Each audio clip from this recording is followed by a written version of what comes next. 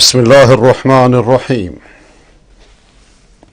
إن الحمد لله نصلي ونسلم على رسول الله وعلى آله وصحبه ومن والاه. اللهم لك الحمد كما ينبغي لجلال وجهك ولعظيم سلطانك. اللهم لا نحصي ثناء عليك أنت كما أثنيت على نفسك. اللهم صل وسلم وأنعم وبارك على سيدنا وحبيبنا ونبينا وشفيعنا وقرة عيننا محمد وعلى أهل بيته الطيبين الطاهرين وعلى أصحابه نجوم الهدى الغر الميامين أمناء دعوته وقادة ألويته ووزراء دولته وأوصياؤه في أمته رضي الله عنهم ورضوا عنه إرغاما لمن سب وشتم ورفض. اللهم عليك بالرافضة السبابين الشتامين بقيادة خامنئي وأعوانه وأنصاره. شتت شملهم، مزق جمعهم، أزل دولهم، واجعلهم أحاديث، ومزقهم شر تمزيق، وأرنا فيهم عجائب قدرتك. اللهم إنا نجعلك في نحورهم ونعوذ بك من شرورهم. اللهم يا كافي كل شيء ولا يكفي عنه شيء، اكفنا ما يهمنا من هموم الدنيا والآخرة، إنك على كل شيء قدیر و بالإجابة جدیر. با حمد و سپاس و ستایش بی حد بر خداوند متعال، بر آفریدگار هستی، و با درود بی پایان بر محمد مصطفی علیه السلام و علی آله و صحبه الکرام که حجت آسمان بر زمین با پیام او به پایان رسید. بعد از او نه امامی حجت است و نه امامزاده ای. بعد از او شرع خداوند که بر پیامبر خدا صلی الله علیه و سلم نازل شده همه چیز رو مشخص کرده. درود خدا بر او باد که با تحمل رنج‌های فراوان گنج آسمانی توحید و خداشناسی و عرفان راستین را به ما آموخت. و درود خداوند بر عطرت طاهرش، بر نسب پاکش، بر مادران مؤمنان، بر همسران پاک دامنش که مادران صالحان و مؤمنانند به نص قرآن، نه مادران بی تربیتان و سبابان و تربیت شده های شرکخانه های اهل بدعت و ضلالت و رفض و امامت که با علم کردن 12 نفر از اهل بیت که خود اهل سنت بودند چنان درباره‌شون غلو و افراط کردند که اونها را خدایهای بشری نمودند و با این حیله و با این مکر و با این غلو سرباز ابلیس شده اند و دین محمد را به استهزاء گرفته اند. دشمن دوست نما را نتوان کرده علاج، شاخه را مرغ چه داند که قفس خواهد شد. و درود خداوند بر اصحاب محمد باد که بهترین اصحاب بر بهترین پیغمبر بودند به نص قرآن و قبل از قرآن. به پیامش چنگ زدند، به احکامش چنان عمل کردند، چنان در این راه جانفشانی و مالفشانی کردند که در تاریخ بشر بی نمونه است. بلکه خداوند از عرش اعلای خود اونها را تزکیه نمود و اونها را بعد از پیامبر، شاگردان پیامبر را، شاگردان مکتب نبوی را الگوی همه مؤمنان در بستر تاریخ گردانید، چه اهل بیت و چه غیر اهل بیت. و به مسلمانان، به مؤمنان فرمود که اگر بخواهید به همان بهشتی که به اونها وعده دادم شما را نیز ببرم و همچنان که از اونها راضی شدم از شما راضی باشم، ای مسلمانان، ای اهل بیت و غیر اهل بیت، از اونها به نیکویی پیروی کنید، نه که مثل سربازان ابلیس در لباس امامت و ولایت و روحانیت دجال مدعی تشیع به بدی از اونها بدگویی کنید و جنگ تفرقه مذهبی راه بندازید و خون بریزید و ظلم کنید به نام بتی که هرگز از مادر متولد نشده، که امام کوران و کران است که اسمش را صاحب عصر نامیدند، که صاحب عصر خداونده. این کلمه بر امام زمان دروغین شیعیان خود کفر است، اسمش را صاحب امر گذاشتند که این کلمه بر بتی موهوم کفر است. صاحب امر خداونده.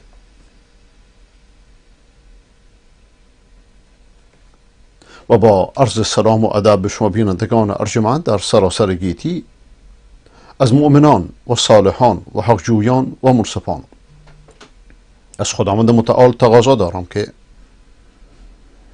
در این اوقاتی را که مشرف به خدمتتون هستم، آنچه را که برای اصلاح قلوب و افکار و رفتار و گفتار و کردار و خانواده و جامعه و اصلاح دنیا و آخرت من شما مفید است، خداوند به لطف و مرحمت خودش آن را بر قلب و فکر و زبان بنده جاری نماید. و شما سروران ارجمند را و شما برادران و خواهران محترم را و شما فرزندان عزیز را از کسانی قرار بدهد که سخن را به خوبی میشنوند و بهترینش را برمیگزینند. بهترین سخن سخن خداوند است و بهترین رهنمود نبوی، همچون که رسول اکرم علیه السلام و علی آله و صحبه الکرام میفرماید. در شر بهترین سخن به فضل و منت خداوند که من شما را توفیق داده که در این لحظات هر جای دیگری میتونستیم باشیم، این که بر گرد کتابش حلقه بزنیم، زانوی ادب بزنیم تا از فرامینش، از راهنمایی هایش، از نورش، از خورشید معنویتش برای روشن کردن راه دنیا و آخرت خود، برای روشن کردن افکار و قلوب و اعمال خود سود ببریم. خداوند به ما و شما توفیق عمل قبل از قول بدهد و از گناهان ما درگذرد. رسیدیم به آیه شریفه 11 از سوره مبارکه ابراهیم علیه و نبینا السلام. تلاوتش را بشنویم، بعد از اون ترجمه شعری و بعد از اون تفسیرش را.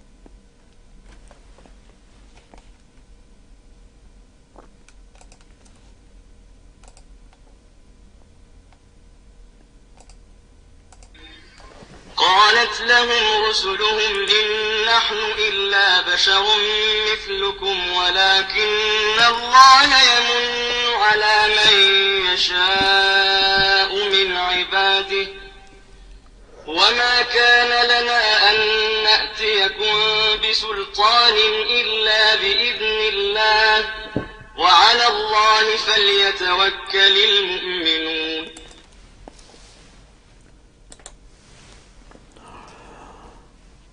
مشرکان قدیم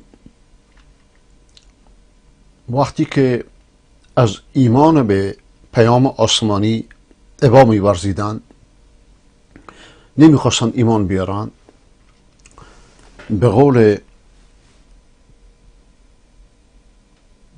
ملحدی که خود را روشنفکر مینامد به نام مشیری،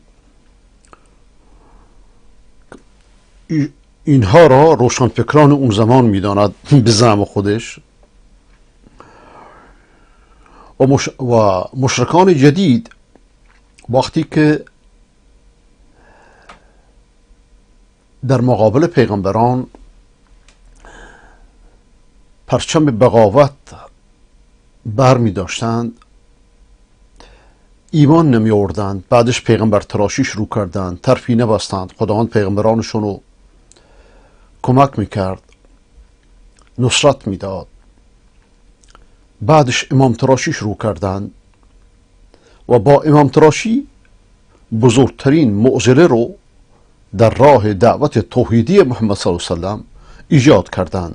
همان چیزی را که کلیسا و کنیست و آتشکده علنا در مقابلش شکست خورده بود، در لباس دوستی بزرگترین خدمت رو به اونها کردند و بزرگترین ضرر رو به اسلام زدند که نمود این ضرر روحانیت دجال مدعی تشیع می باشد، با فرقه های متعددی که از بطن شوم ولایت تراشان خارج شده است. در این آیه مبارکه میگفتند آنان، یعنی رافضیان اون زمان، قبر پرستان اون زمان، ابو جهل و ابو لهب و امثالش، خمینی و خامنه‌ای و سیستانی و امثالش، میگفتند آنان بلی چون شما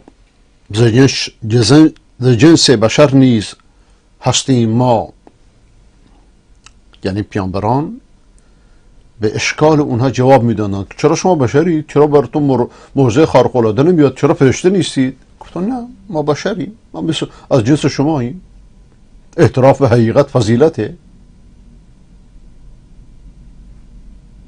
اما فریب نبودند، مثل خمینی نبودند، مثل سیستانی نبودند، مثل بقیه دجالان امام تراش نبودند، مثل روزخانه های این زمان نبودند، مثل سینه زنان و پیر پرستان و قبر پرستان و بقیه امام فریبان و امام پرستان در لباس تشیع و بعضا تصوف و روحانیت دروغ پرداز مدعی عیسی پرستی و عیسی پرست، بلکه حقیقتا و عزیر پرست نبودند، بلکه حقیقت رو به انکار اعتراف میکردند. بله ما از جنس شماییم. بگفتند پیامبران، یعنی بگفتند آنان بلی چون شما ز جنس بشر نیز هستیم ما، ولیکن خدا هر که را میل داشت برو نعمتی از نبوت گماشت. نبوت کسبی نیست، نبوت آسمانیه. امامت در حقیقت کسبیه، لیکن دجالان امام تراش این امامت کسبی را از نبوت بالاتر بردند و آسمانیش کردند. خود اون ائمه بزرگوار هرگز چنین حرفی نزدند، هرگز. همشون اهل سنت بودند، اهل توحید بودند، از علی تا امام حسن عسکری.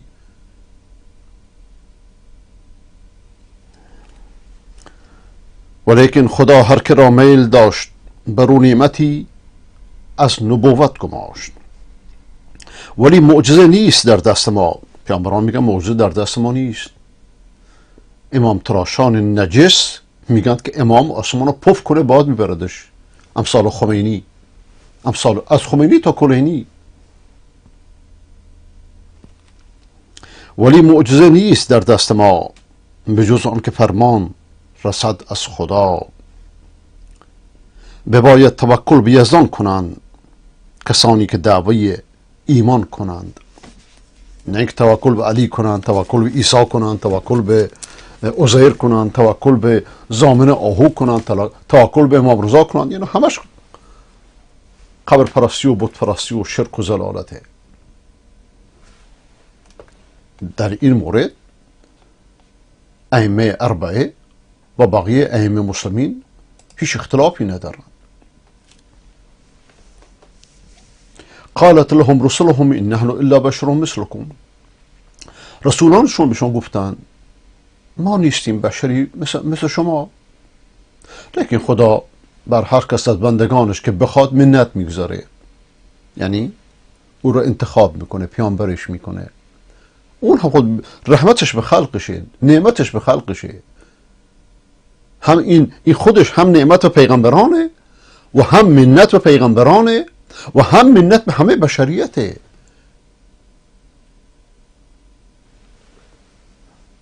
و ما کان لنا ان نأتیکم الا بسلطان. ما قدرتی نداریم که برای شما معجزه بیاریم مگر به اراده خدا. و بعدش هم مؤمنان باید بر خدا توکل کنند. این صریح قرآنه. آیا امروز 12 خدایان و 14 معصومیان و 14 خدایان و پیرپرستان و پاتال پرستان و بریلوی ها و مدعیان تشیع امامی اثنا عشری و مذهبیون رو میگم، او مردم بیچارند، اصلا نمیدونم موضوع چیه. آیا اینها به خدا توکل میکنند یا پیرشون؟ اونی که تصور به شیخ میکنه، اونی که شیخ و حاضر ناظر خودش میدونه، توکل بر خدا میکنه؟ اون که میگه اصلا من خدا راه بسته مگر از راه شیخ. خلاصه تصوف در اینجاه، تصوف منحرف. خلاصه عرفان در همینجاست. هرچه استاد ازل گفت بگو میگویم.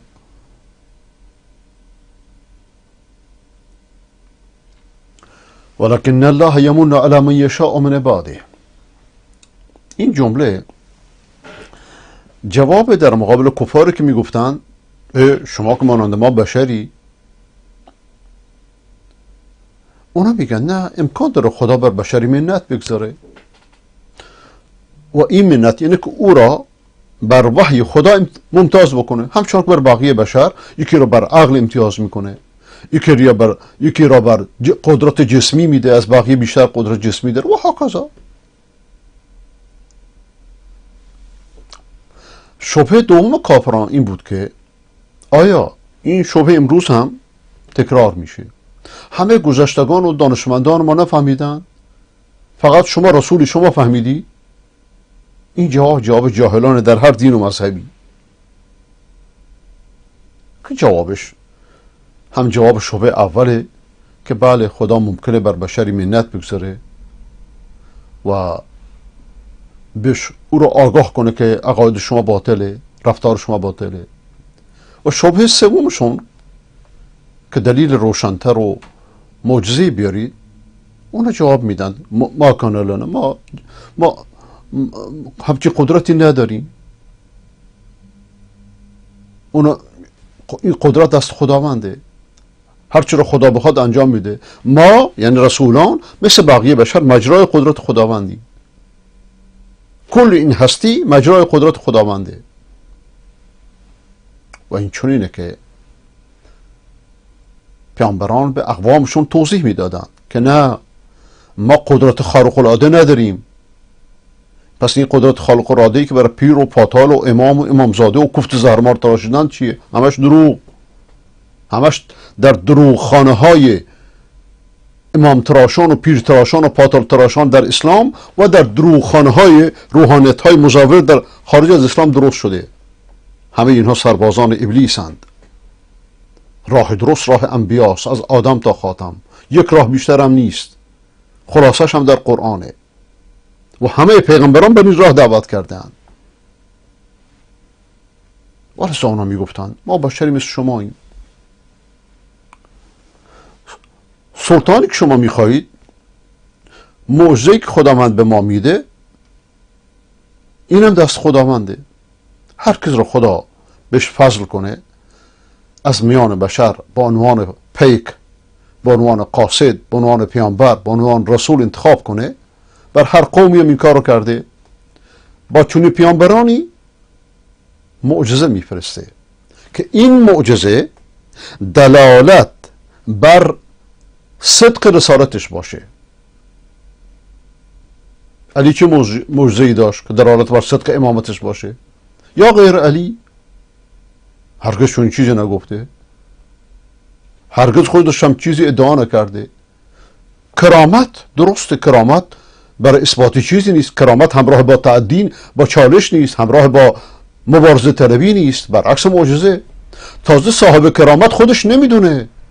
خداوند بر هر مؤمنی ممکنه اکرام کنه، هرچی انسان به خدا نزدیکتر باشه، لیکن این همراه با مبارزه طلبی نیست.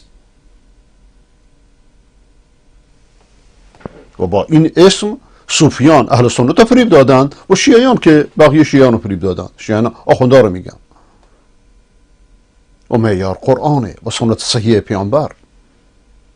اما پیامبران همراه به معجزه بودند برای اینکه بر عموم مردم ثابت بشه که نه، این حرفش راسته. دلیلش هم اینه چون عموم مردم که همه استدلال و عقل و منطق سرشون شاد نشه.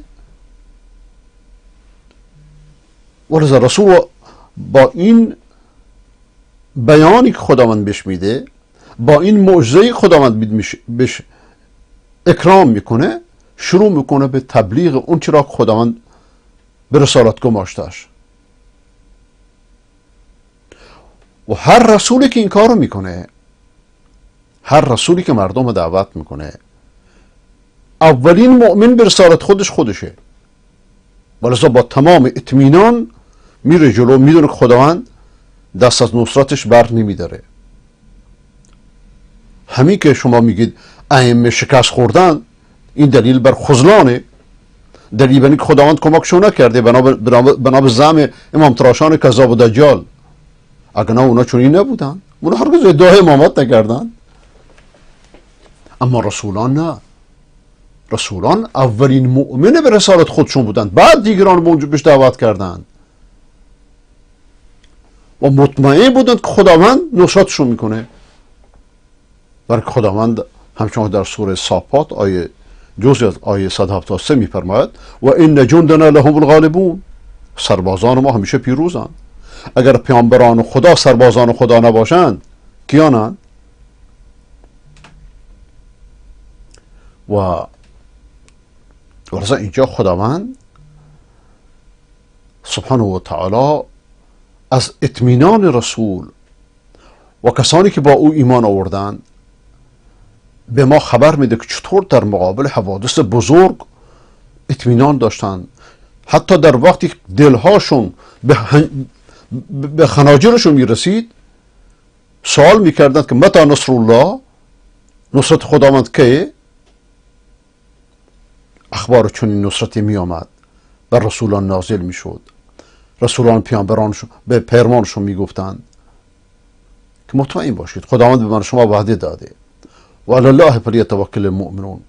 خداوند ما شما را خار نخواهد کرد، ذلیل نخواهد کرد، بر خدا توکل کنید. نگفتند بر ما توکل کنیم، ما پیامبر خداییم، آسمان رو پف کنیم باد میبرشون. این عوام زدگی رو، این عوام فریبی را مدعیان عرفان و تصوف و در رأسشون تشیع در داخل اسلام از کلیسا و کنیست و آتشکده ارث بردند و پروراندند. لیکن قرآن هنوز در میان من شما آنچنان می درخشد که از اول درخشیده است. و علی الله فلیتوکل المؤمنون. مؤمنان فقط و فقط بر خدا توکل می کنند، نه بر امام رضا، نه بر امام علی، نه بر شیخ عبدالقادر جیلانی، نه بر بقیه بزرگان. اونها خود بر خدا توکل می کردند.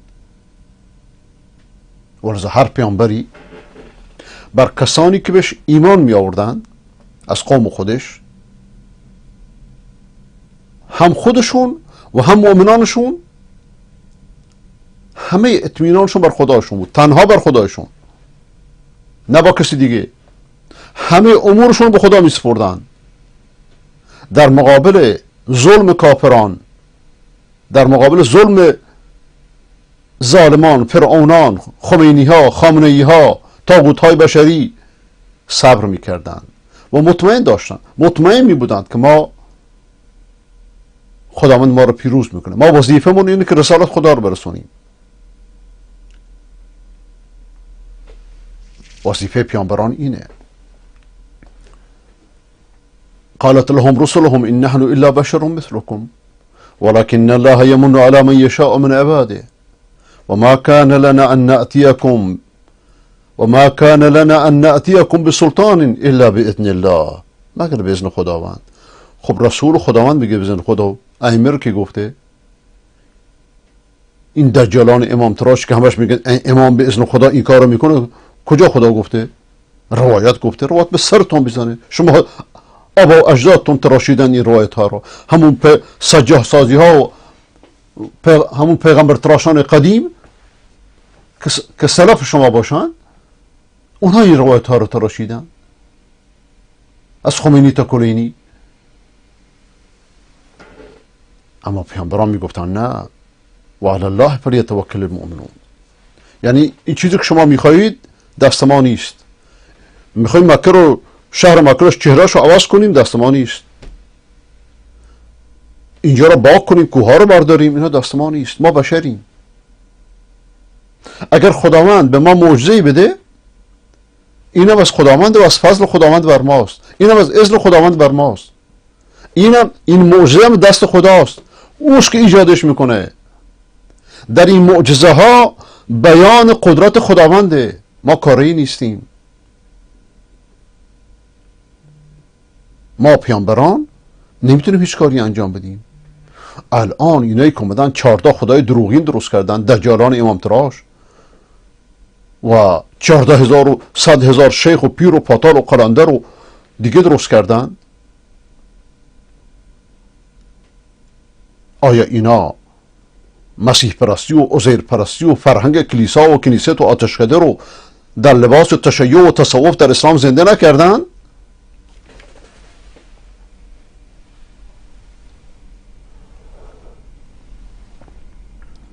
اما پیامبران خدا و ما لنا الا نتوکل الا علی الله، چی شده بر ما که ما جز بر خدا توکل نکنیم؟ خداوند ما رو هدایت کرده، راه به ما نشون داده. و قد هدانا سبلنا ولنصبرن علی اذیتمونا علی ما اذیتمونا. و ما بر اون که شما اذیتمون میکنید صبر میکنیم. آیا بر موحدان، بر پیروان قرآن، بر پیروان سنت در دنیا کسی بیشتر از نظام مجرم و مشرک و خونریز و ظالم و تحریفگر دین نظام خامنه‌ای کسی بر آنها ظلم کرده است؟ چه در ایران چه در خارج ایران؟ اگر ائمه اهل بیت امروز زنده می بودند، اگر پیغمبران امروز زنده می بودند، اگر پیغمبر اسلام امروز زنده می بود، خاکم بدهن، یا در زندان خامنه‌ای می بود مثل پیروانش، یا با خامنه‌ای و سیستانی و بقیه سربازان ابلیس در لباس امام تراشی باشون می جنگیدن. ولنصبرن علی ما اذیتمونا. پیامبران این چه می گفتن؟ و علی الله فلیتوکل المؤمنون. مؤمنان بر خدا توکل می کنند، فقط بر خدا. کنن همومک معرضا و کل الامور الى القضاء و ابشر بخیر عاجل تمسى به ما قد مضى فلربما امر مسخط لك في عواقبه رضا ولربما ضاق المضيق ولربما اتسع الفضاء. الله يفعل ما يشاء فلا تكونن معترضا. الله عودك الجميل فقس على ما قد مضى. هم غمی دارید؟ به خدا توکل کن، به قضا و قدر خدا ایمان داشته باش. خیر عاجلی رو که برات میاد در نتیجه این توکل گذشته رو فراموش میکنی. چه امر سختی که برات اومده برات میاد اما سرانجامش برات خوشنودیه. چه بسا که فضا برات تنگ بشه و چه بسا که فضا برات گسترده بشه و چه بسا برات حلقه چنان تنگ بشه که به گردنت بیاد و چه بسا خدا من همه اینها رو برداره. الله یفعل ما یشاء. خداوند هر چه را که بخواد انجام میده. در کار خدا اعتراض مکن. خداوند تو را عادت به مژده داده، عادت به خوبی داده. بر گذشته رو امتحان کن، اعتراض نکن بر خداوند. اگر باور ندارید بر گذشته خودت بنگر. و ما لنا ان لا نتوکل الا نتوکل علی الله و قد هدانا سبلنا. یعنی خداوند در امور بزرگ ما را هدایت کرده. آیا در امور کوچک بو توکل نکنیم؟ این مسیر رو به ما نشون داده. این هستی رو، مبدأ رو، معاد رو، ما رو به آسمان وصل کرده، به امور بالا وصل کرده. وقتی که به او توکل میکنیم ولی ما اوست، رب ما تنها اوست، ولی ما تنها اوست. و من باب اولا که فقط بر او توکل کنیم، نه بر خدایان بشری مدعی تشیع و تصوف و بقیه قبر پرستان. و علی الله فلیتوکل المتوکلون.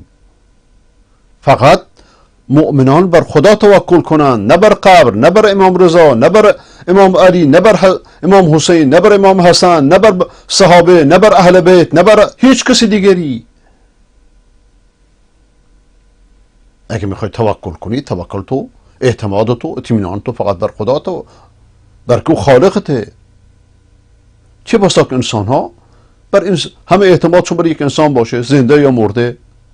به مجرد اینکه همه اعتمادت بر یک انسان باشه، خداوند اگه زنده باشه چون دلشو میگردونه که این گمانت اشتباه میشه، میبین که نه کاری ازش بر نمیاد، بر دلها دست خداونده. ما من مخلوق یعتصم بمخلوق دونی عرف ذلك من نیته الا جعلت الارض هویا تحت قدمی وقطعت اسباب السماء بین یدیه. سبحان الله. هر مخلوقی، همه انسان ها، همه این کائنات مخلوقه جز خداوند که خالقه. الان وحدت وجودی ها امثال خمینی نجس تا ابن عربی نجس همه چیزو خالق میدونند و مخلوق میدونند. چرت پرتایست که وحدت وجودی ها میگن که به قول یکی از مستشرقان از قرآن دیگری بافتند، ساختند، درست مثل رافضیان.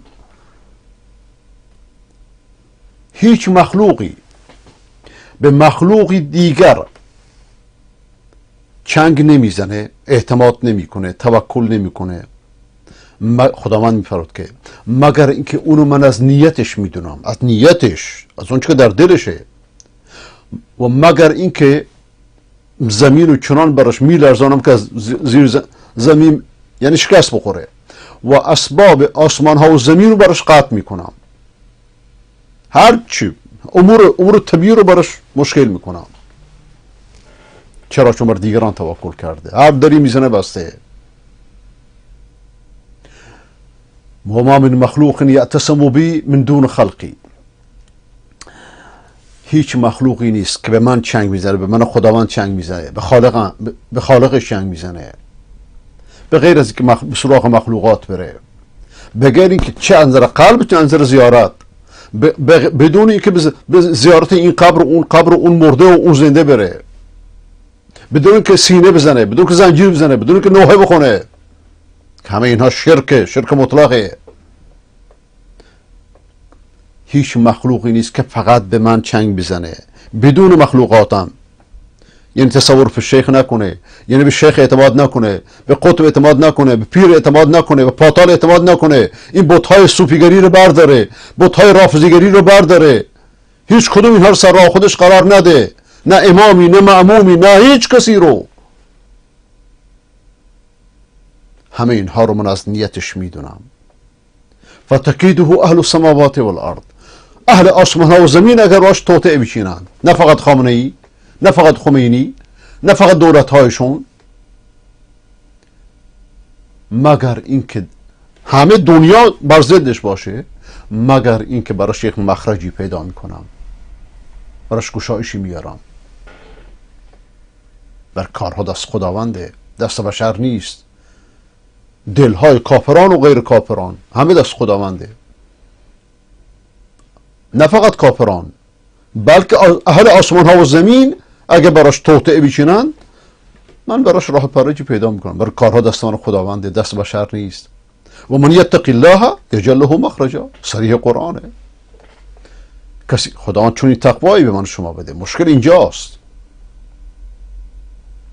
کسی که از تقوا پیشه باشد، پروا پیشه باشد، خداوند براش فرجی میاره. این آیه خیلی دقیقه از سوره طلاق. و من یتق الله یجعل له مخرجا. معنی دقیقش اینه که شما در این مصیبت افتادید، خدا نکرده، چنان این مصیبت گیرت کرده که هیچ راه فراری ندارید، هیچ راه گشایشی ندارید.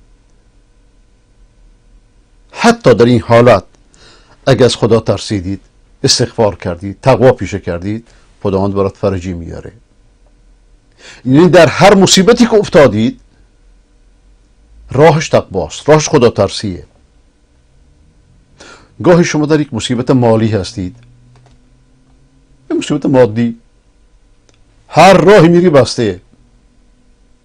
این وعده قرآنه، روایت نیست که بگه ضعیفه.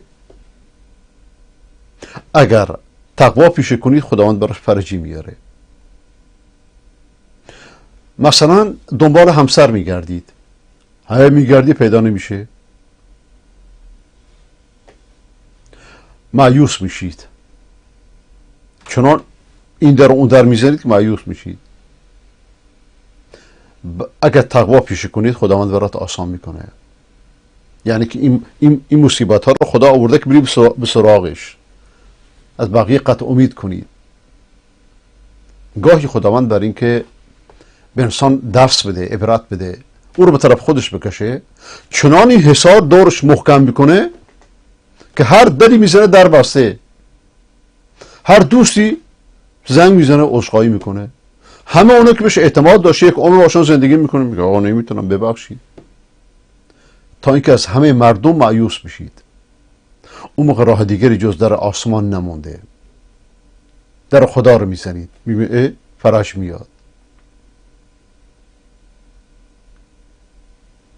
گاهی انسان در تندرستیش مشکل پیدا میکنه، دچار مرض سختی میشه، پزشک اول بهش میگه هیچ راهی نیست، پزشک دوم، پزشک سوم ناامید میشه، از طب و پزشکان ناامید میشه، ناچار میشه که دست دیگه با دلش بره به سوی خداوند، میمونه شفا پیدا کرد. به مجرد اینکه به طرف خدا برید خداوند برات یک مخرجی پیدا میکنه. چه بسا که همین شفا رو به دست یک پزشک خیلی عادی برات بیاره، پزشکان متخصص نتونستن، برای که همه امور دست خداونده. وقتی که انسان کارهاش به بنبست میرسه بدونه که این بنبست خداوند براش آورده، مایوس نشه. به بنبست رسیده، آینده رو تاریک میبینه، هرچه تشاؤم به سراغش میاد. حتی در چنین وقتی از هر کسی دست شسته به طرف خدا بره، خداوند براش فرجی میاره. از ضعف قدرت ایجاد میکنه، از ناامیدی به امید میرسه. چرا؟ بلکه خداوند خالق هر چیزی است. ترس یک چیزه، خداوند اونو خلق میکنه. آرزو یک چیزه، خداوند اونو خلق میکنه در نفس انسان. اطمینان، آرامش یک چیزه، خداوند اونو خلق میکنه. ناراحتی همچنین. خداوند خالق همه اشیاء مادی و غیر مادی است. همه اشیاء مادی و معنوی خالقش تنها خداونده. الان بری سر قبر مردگان لول بخورید، هیچ سودی نمیبرید جز که شیطان رو راضی میکنید، مگر اینکه برای دعا بر اونها باشه، برای که مردگان به دعا زندگان محتاجن. اما خداوند تنها و تنها خداونده. پیغمبران چنین نیستن، بقیه که به جا خودشون. خالق اشیاء مادی و معنوی فقط خداونده. ثم انزل علیکم من بعد الغم امنة نعاسا یغشی طائفة منکم. بعد شما مغموم شدید، پریشان شدید، یه خورده خواب رفتید، آرامش براتون پیدا خلق کرد، در دلتون آرامش انداخت. پریشانیتون با یک خواب، با یک آرامش، با یک خواب به آرامش مبدل شد. و ما لنا الا نتوکل علی الله وقد هدانا سبلنا. اینو اشاره در جلسه بعد ادامه خواهیم داد. و آخر دعوانا الحمد لله رب العالمین و صلی الله علی سیدنا محمد و علی آله و صحبه اجمعین. بریم سراغ کلیپ هاتون.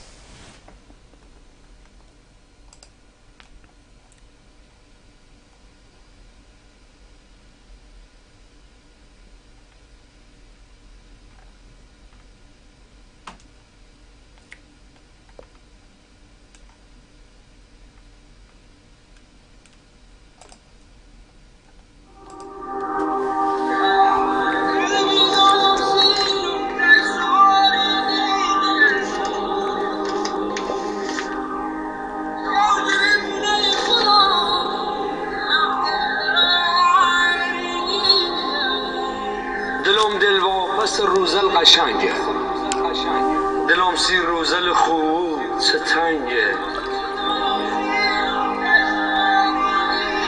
دلم دل واپس روزل قشنگه، دلم سی روزل خوب چه تنگه، همون روزل که دلال مهربون بی، همه جا تار و تار و شوستهون بی،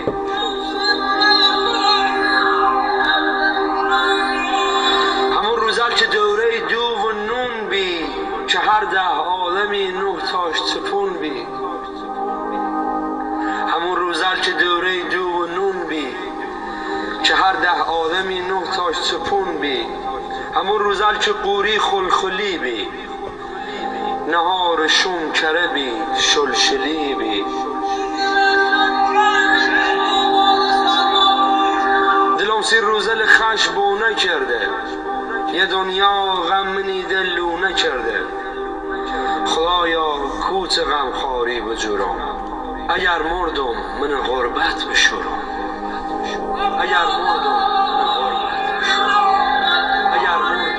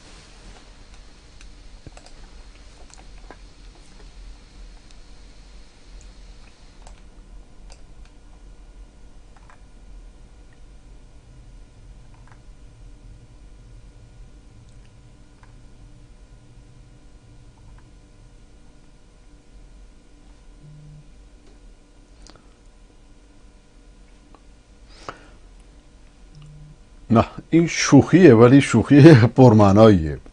محضر مبارک استاد عزیزم حضرت العظما حاجی شیخ ناصر مکارم شیرازی مدظه العالی، این جانب سید احمد حسینی بوجنوردی که مدت نزدیک به 2 دهه در کلاس های دروس خارج فقه حضرت علی شرکت کردم و شاگردان شناخته شده حضرت علی می باشم، اخیراً 2 بار در همین شهر مقدس قم مورد اهانت جوانان قرار گرفتم و اما مرا پرت کردند که یک نوبت داخل جوی آب افتاد و عملا غیر قابل استفاده شد. اخیراً اطلاع پیدا کردم همین نوجوانانی که اصطلاحاً به اونها دهه 80 گفته می شود با عرض پوزش و شرمندگی تصمیم دارند از هفته آینده روحانیان محترم را مورد تعرض جدیدی قرار دهند و اصطلاحاً آن را انگشت کنند. بفرمایید، اینم رافضیگری. لذا مستدعی است مسئله شرعی انگشت کردن برای نوجوانان بیان فرمایند تا آنها که فرزندان عزیز ما هستند و به واسطه فریب دشمنان و معاندین اقدام به چنین رفتارهای ناشایستی میکنند آلوده به گناه جدیدی نشوند و به حکم شرعی عمل خویش یعنی انگشت کردن واقع باشند. پاسخ حضرت آیت الله ناصر مکارم شیرازی: انگشت کردن از روی لباس اگر به قصد لذت نباشد شرعاً جایز است. یه طنزه ها. بله. یکی از بینندگان ارجمند میگه که اسم برادرمان که دزدیدنش سروشپور داداش سنگنده است، از شاگردان استاد شیخ یونس فاروقی مدیر مدرسه بلال در تالش. این آقا که عکسشو در صفحه نشون میدم الان،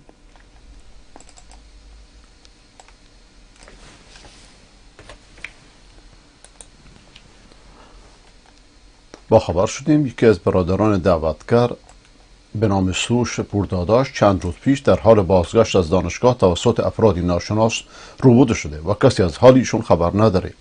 از تمامی برادران و خواهران دینی میخوام همه این استوری رو نشر بدن تا بلکه از برادران خبری برسه. برای این برادر و دیگر دعوت کردن دعای خیر فراموش نشه.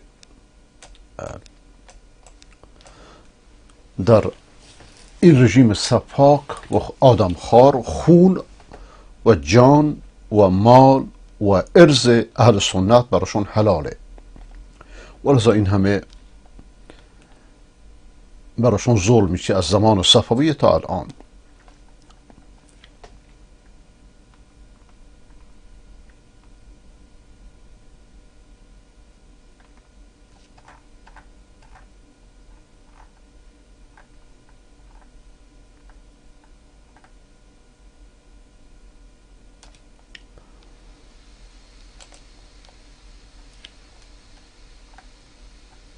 قتل و کشتار از صفات ذاتی عبیدی‌ها آلبویه، ابن الالقمی، اسماعیل صفوی، خمینی، خامنه‌ای نیست.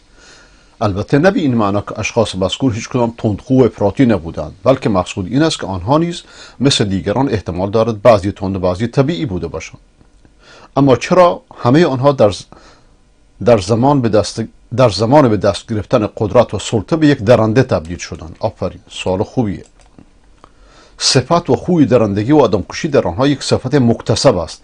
مذهب و مدرسه و منبع اندیشه آنها درنده است. دقیقاً. و با نگاه و تأمل در این احادیث به این واقعیت پی خواهید برد.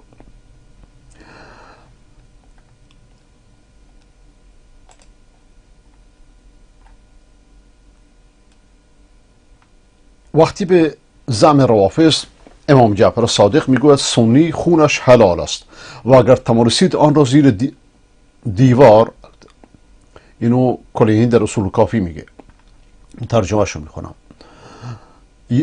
اگر توانستید آن را در زیر دیوار یا در آب غرق کنید و هر جا مال سنی را یافتید آن را تباه کنید یا آن را بردارید و خمسش را بپردازید. یعنی خمس مالو بدی به آخوند، هر کار میکنی با مال سنی و یعنی انجام بدی.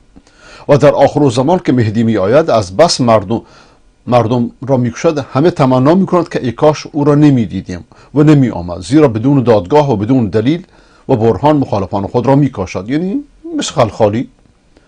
البته امام زمانشون خیلی درنده تره تازه. یعنی این امام زمان درست کرده برای که درندگی خودشون رو توجیه کنند. پس عملکرد صفویان و خمینیان جای تعجب نیست و نباید آنها را سرزنش کرد، زیرا این مذهب و دین ساختگی اونهاست که آنها را این گونه تربیت و پرورش نموده به نام ائمه. این نشون میده که شما این مذهب رو فهمیدید. استقلال، آزادی، رادیو عصر جدید. آقای سعیدی. دیر آمدم اما دیر آید درست آید. اگر زرق و برق مجلس، صندلی سبز مجلس اصول و اخلاق و هویت من عوض کرد.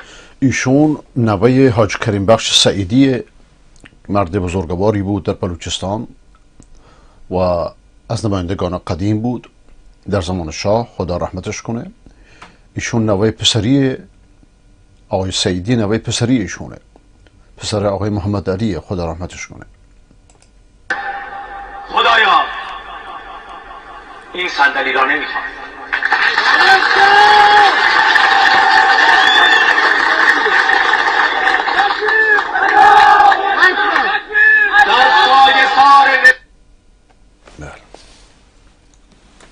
کاش که بقیه نمایندگان همچنین غیرت کنند، حداقل نمایندگان اهل سنت.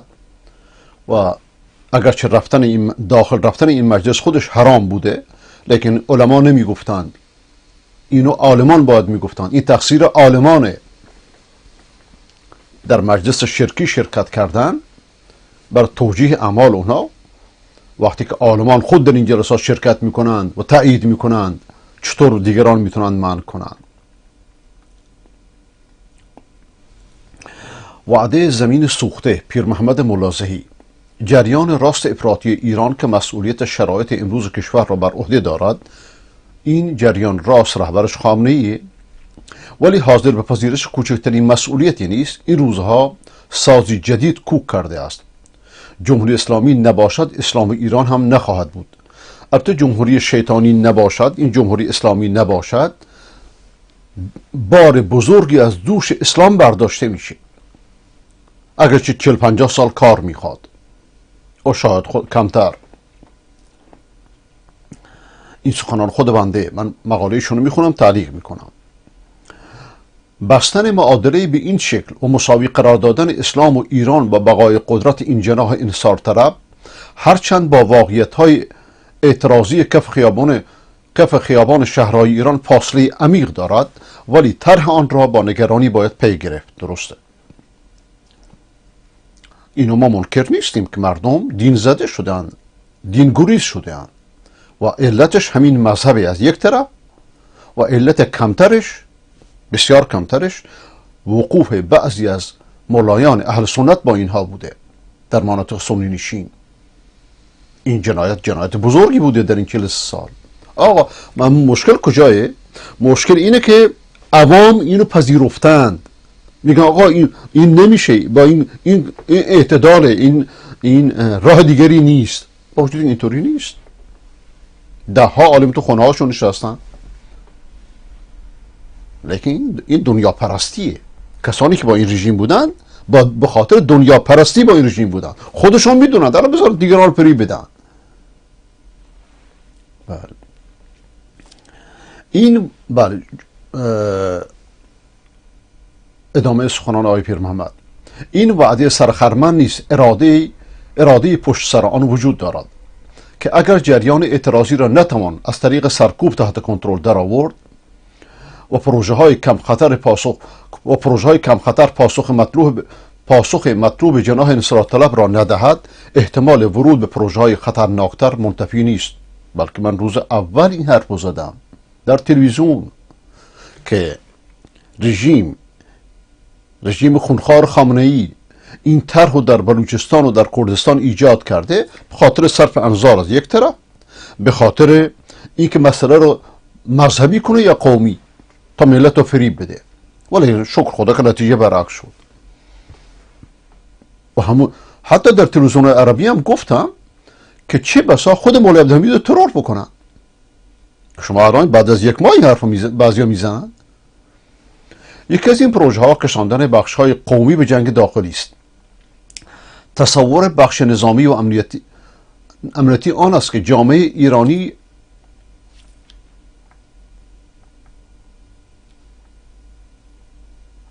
کجا رفت؟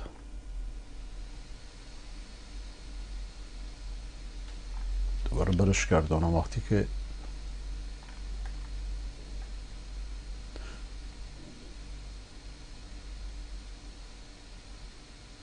تصور بخش نظامی و امنیتی آن است که جامعه ایرانی نسبت به پروپاشی ارضی کشور نگران خواهد شد.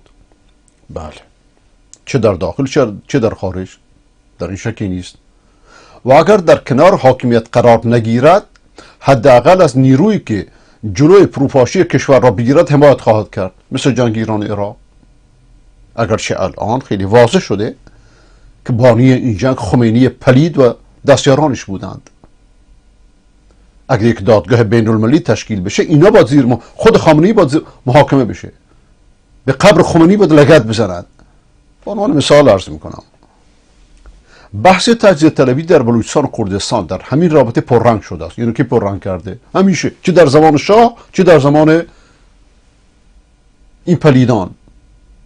این مسئله رو مرکزی که مطرح میکنه، بزرگش میکنه، کوچکش میکنه برای مصلحت خودش. والا ما بچه بلوچستان یک بار این حرفا نشنیدیم. و رسانه های تحت کنترل این جریان ترکیبی نظامیان و امنیتی ها بخشی از روحانیت حکومتی و بخشی از بهره‌وران اقتصاد رانتی روی آن تمرکز کرده. درست، این پروژه به دلیل هوشیاری معترضین نگرفت و تا حدی خنثی شده. معترضین چه در داخل ایران چه در اطراف ایران، اما از دستور کار خارج نشده است. در همین راستا برای توجیه کشتارهای نمازگزاران اهل سنت در بلوچستان در کنار پروژه تجزیه به دخالت خارجی و منطقه‌ای رنگ و لعاب جدیدی دادند. پای عربستان سعودی رو میان کشیدن، روی شخص مولوی عبدالحمید تمرکز کردند. بله، به ویژه بعد از اون که پیشنهاد رفراندوم را برای خروج کشور از بنبست جاری در نماز جمعه مطرح کرد. این یکی از بهترین پیشنهاد هاست. هر که به مولوی این پیشنهاد رو داده، خدا خیرش بده. مولانا را عامل آنچه خود از آن به نام اغتشاش یاد میکنند، ارزیابی و بخش تندروتر در حال زمینی سازی برای حذف فیزیکی مولانا عبدالحمید برآمده است. در کردستان انگشت اتهام متوجه احزاب کردی است. به تازگی آذربایجان را هم وارد پروژه کردند. مناطق آذرینشین ایران را بخشی از پروژه پانترکیسم جمهوری آذربایجان و ترکیه تبلیغ میکنند و این در حالی است که جنبش اعتراضی انقلابی شعار وحدت طلبانه میدهد و از شمال و جنوب گرفته تا شرق و غرب ایران شعار جانم فدای ایران شنیده می شود و چه وقوف مردانی از ایران و از تهران و شیراز و اصفهان با کردستان و سنندج شد. درست برعکس آن چه رژیم میخواست. تهدید واقعی تجزیه ایران نیست، ادامه روند کنونی است و اگر حاکمیت انصار طلبان ایجاب کند، نه تنها به تجزیه بخشهایی از ایران تن خواهند داد تا که انهدام کامل کشور پیش خواهند رفت. بله، برای که منافعشون برایشون مهمه. این 40 سال اینو ثابت کرده. خطر بر آینده کشور دقیقا در همین جا و در همین تفکر است.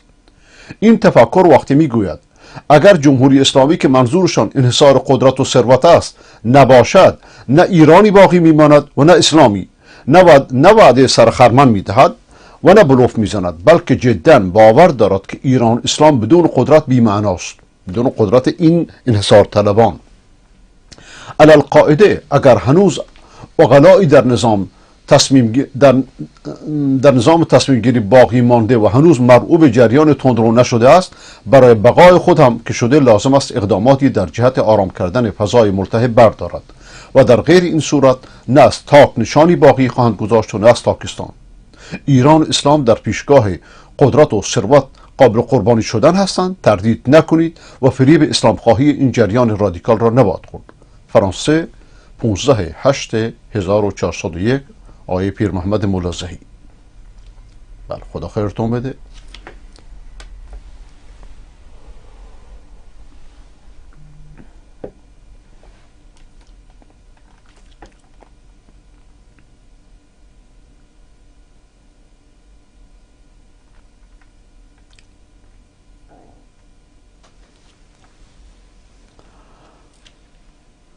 این کلیپ رو بشنویم، بعد ردشان بشنویم.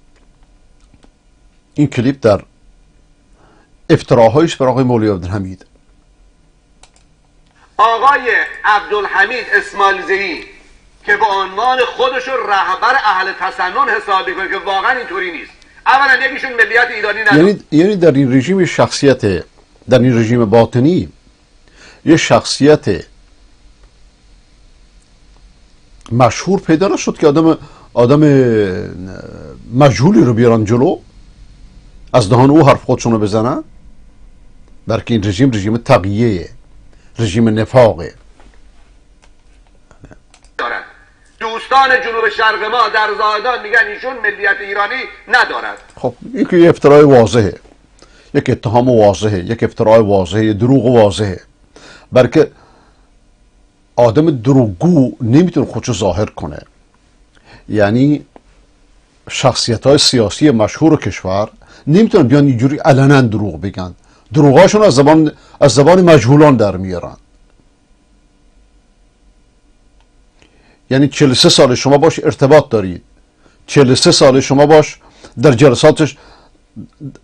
جلساتتون او رو دعوت میکنید، 43 ساله با شما همکاری میکنه، 43 ساله هر چی خواستید انجام داده. نمیدونستید که هویت ایرانی نداره؟ الان شناختید؟ پس چرا دعوتش کردید؟ پس چرا ازش همکاری خواستید؟ چه جناح جانی اصلاح طلب، چه جناح جانی تندرو؟ دو، ما عزیزان حنفی، حنبلی، مالکی و شافعی رو داریم. ایشون در واقع آقا شما در اگه عزیزان شما می بودن میذاشتی یه مسجد در شهرهای ایران درست کنن، یه مسجد قانونی در تهران، در اصفهان، در شیراز، در تبریز، در بقیه شهرهای بزرگ ایران. همچنان که شما در هر قریه‌ای از قرای بلوچستان و کردستان که یه نفر شیعه هم نباشه مسجد درست میکنید، حسینیه بتخانه درست میکنید. خجالت بکش از این حرفت که اشک تمساح میریزید. واقعا یکی از این مذاهب چهارگانه هست که خودشو داره رهبر اهل سنت جا میندازه و خیلی از بیرون دارن فشار میارن که ایشون رو به عنوان یک کاریزما و یک انسان.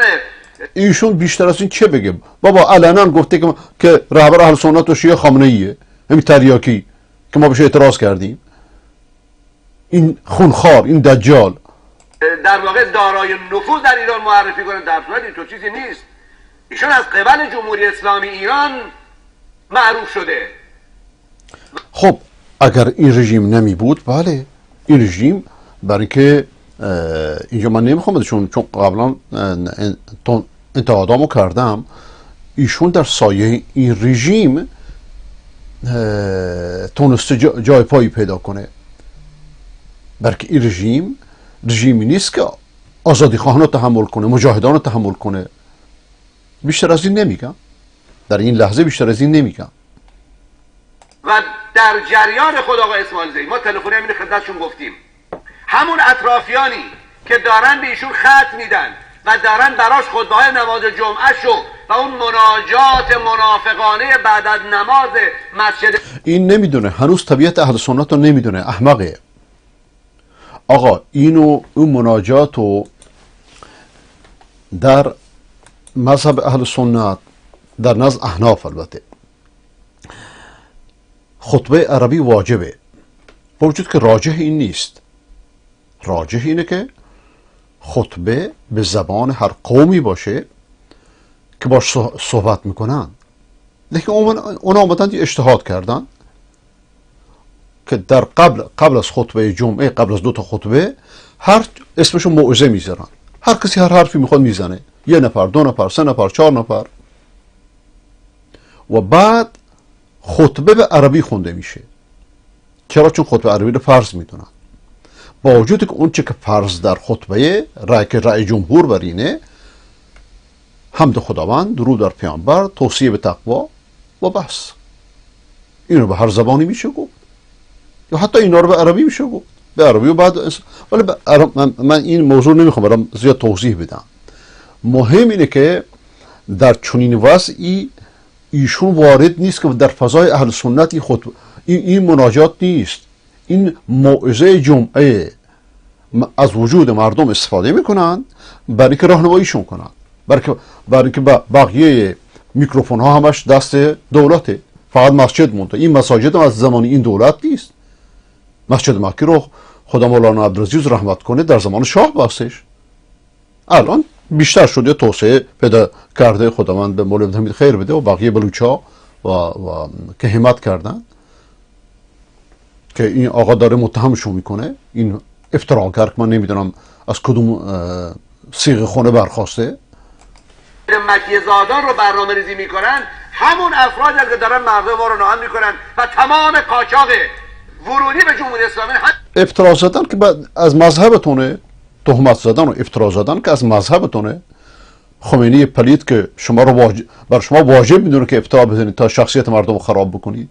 فردا میری مسجد خراب میکنی، میگه که مرکز اشرار و مرکز قاچاق فروشان بود. همین اطرافیان عبدالحمید اسماعیل زئی هستن. ما خبر داریم تیمای تروری که عزیزان ما رو، اگر خبر داری دجال، کذاب، دروغگو، افترازن، اگر خبر داری چرا در این 43 سال باش تعامل کردید؟ چرا در همه جلساتتون دعوتش کردید؟ الان که از شما جدا شده، یه ذره هم جدا شده، معلومه که دوباره برگرده یا نه. الان شما یادتون افتاده، پس معلومه شما خودتون یه مافیا هستید، داری با عنوان یک دولت عمل نمی کنید، با عنوان یک مافیا عمل میکنید. آقای امیری، ترور میکنن همین هستن که دارن خط میدن به آقای عبدالحمید اسماعیل زئی. همین افراد هستن که امروز در واقع ایشون رو مسخ کردن، ایشون رو تسخیر کردن، دارن خوراک براش. احمق، بی عقل، بی شعور، اینا نیستن. ایشون اصلا بانی این قضیه نیست. این قضیه رو شما ایجاد کردید. شما به حماقتتون این قضیه رو ایجاد کردید. رفتید نمازگزاران بیگناه و کشتید و از ایشون خواستید که مثل همیشه مجامله کنه. رفتی بر دختران بلوچ حق حرمت کردید، تجاوز کردید، از ایشون خواستید که سکوت کنه و ایشون هم سکوت کرد. ایشون هم سکوت کرد. متاسفانه باید روز اول مطرح میکرد، لیکن خداوند با آقای نقشبندی، مولانا نقشبندی خیر بده که این راز رو پاش کرد و این راز غیرت بلوچ ها رو به حرکت در آورد. لیکن بانی اصلی این قضیه و این جنایت خود شما بودید. وقتی این جنایت رو انجام دادید، ایشون این بار نیومد ما با شما مماشات کنه. این بار گفت نه. در این 43 سال این یک بار رو گفت نه، من این دیگه اگر مماشات میکرد خودش از بین میرفت. اگر عبدالحمید در این قضیه سکوت میکرد خودش چه ارز کنم دیگه جایی نمیداشت. تهیه میکنن ایشون شده بلندگوی قاچاقچی ها و در واقع معاندین و ناامن کنندگان مردهای جنوب شرق ما. آقای عبدالحمید، اگر شما در کشور جمهوری اسلامی ایران که کشور شیعیه داریم به شما احترام میذاریم. خب بقیه حرفاش من قبلا نگاهی کردم، چرندیاته، همش چرندیاته و ایشون مرتبط به سعودی میدونه که اگه چنین چیزی می بود تا حالا شما ساکت نمی شدید. استدلال سخیف اما خطرناک مال آقای پیر محمد ملازهیه.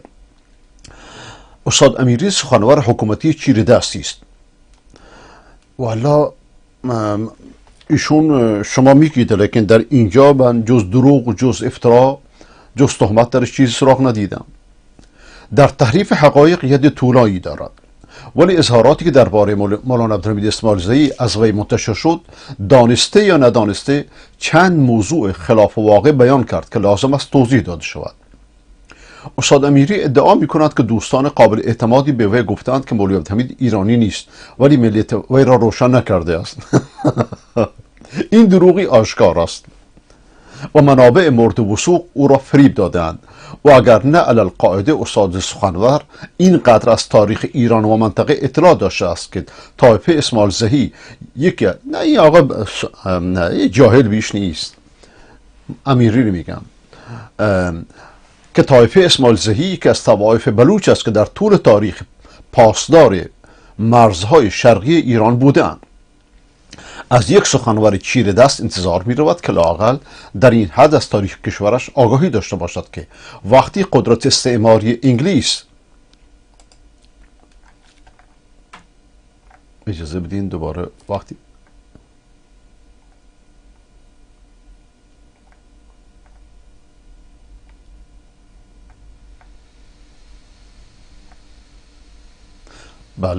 وقتی قدرت استعماری انگلیس در بیخبری حکومت مرکزی قصد اشغال منطقه سرحد، یعنی همان جایی را که همفکران مورد وثوقش جمعهای خونین خاش و زاهدان را رقم زدند، سردار جمعه خان اسماعیلزئی بود که با رد پیشنهاد ژنرال دایر مبنی بر واگذاری حکومت سرحد به شرط پذیرش تحت الحمایگی انگلیس که در کنار سردار خلیل خان گمشادزئی و سردار جیهندخان یار احمدزئی،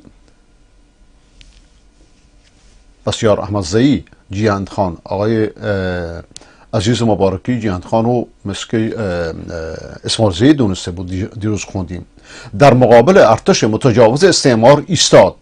یعنی بلوچ‌های سرحد حاضر نشدند که دولت مستقل داشته باشند تا اینکه از کشور جدا نشند و اگر نه تابم و نرمانشیر اکنون به پاکستان به ارث می رسید. ببین چقدر مهمه این. با وجود که تز فوق لیسانس منده راجع به بلوچستانه، لیکن این موضوع الان تو ذهنم نمی رسید. تز فوق لیسانس رو در سال 1989 نوشتم. این در زمانی بود که مرکز نشینان مرکز نشینان تهران با افتخار پرچم انگلیس را بر سر در خانه هایشان به اهتزاز در می آوردند و خود را در پناه بریتانیای کبیر قرار می دادند که جد آقای خمینی در خمین زیر پرچم انگلیس زندگی می کرد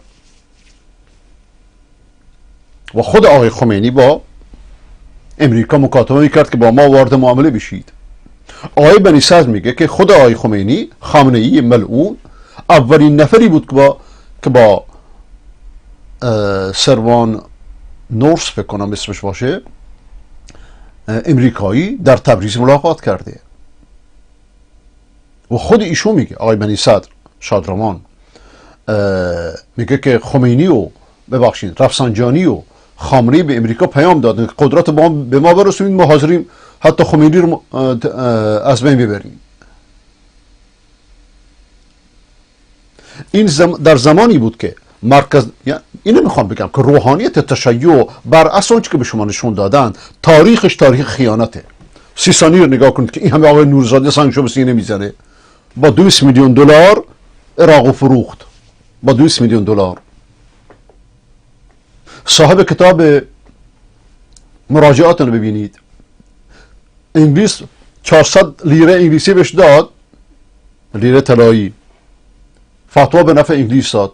دولت عثمانی 1000 لیره بهش داد، فتواشو عوض کرد. این تاریخ ننگین روحانیت تشیعه. به مردم چون یاد میگن که ما الان مجاهدان اهل سنت بودن که پوز امریکا رو به خاک مالیدند، از امریکا بیرونش کردن، اینا وارثش شدن که نه ما جهاد کردیم. مرتضی صدر و بقیه سفیهان ولایت و امامت. این در زمانی بود که مرکز نشینان با افتخار پرچم انگلیس را بر سر دارخانه‌های خودشان به اهتزاز در می‌آوردند، خود را در پناه بریتانیای کبیر قرار می‌دادند. و الان هم مرکز نشینان خامنه‌ای که خودشو در پناه چین و روسیه در آورده. آیا می‌دانید که سربازان بومی ارتش انگلیس مهاجم تحت فرمان ژنرال دایر را از برادران مسلمان شیعه هزاره کویته انتخاب کرده بودند؟ بفرمایید. اصلا اسمشون چرا هزاره؟ مغول اینا رو هزار تقسیم میکرد بر زدن مسلمان های اهل سنت. نقش تشیع این بوده در تاریخ. شایعه اعزام لشکر فاطمیون شیعه از هزارها برای سرکوب بلوچ اگر واقعا صحت داشته باشد، قضاوت با خود شماست. قدری انصاف داشته باشید، بد نیست. از رافضی شما انتظار قضاوت دارید؟ مولوی عبدالحمید اسماعیل زهی ایرانی نیست یا کسانی که خط فکری ژنرال دایر را در بلوچستان میخواند بدون آنکه تاریخ خوانده باشند پیاده سازی میکنند. 2. ادعای دوم استاد سخنور حکومتی این است که مولانا عبدالحمید ادعای رهبری اهل سنت را دارد، در حالی که نیست و اهل سنت ایران متعلق به 4 فرقه شافعی، حنبلی و مالکی هستند. اصلا ما حنبلی و مالکی در ایران نداریم. ما در ایران شافعی داریم و حنفی ها در بلوچستان و ترکمن صحرا، شافعی ها در کردستان و در توالش. و نسل جدید در همه جا اصلا غالبا غیر مقلدند. اصلا فرض را بر صحت برداشت جناب عالی میذاریم. هیچ آماری وجود ندارد که نشان دهد چند درصد اهل سنت ایران خط فکری مولوی عبدالحمید را تایید میکنند یا نمیکنند.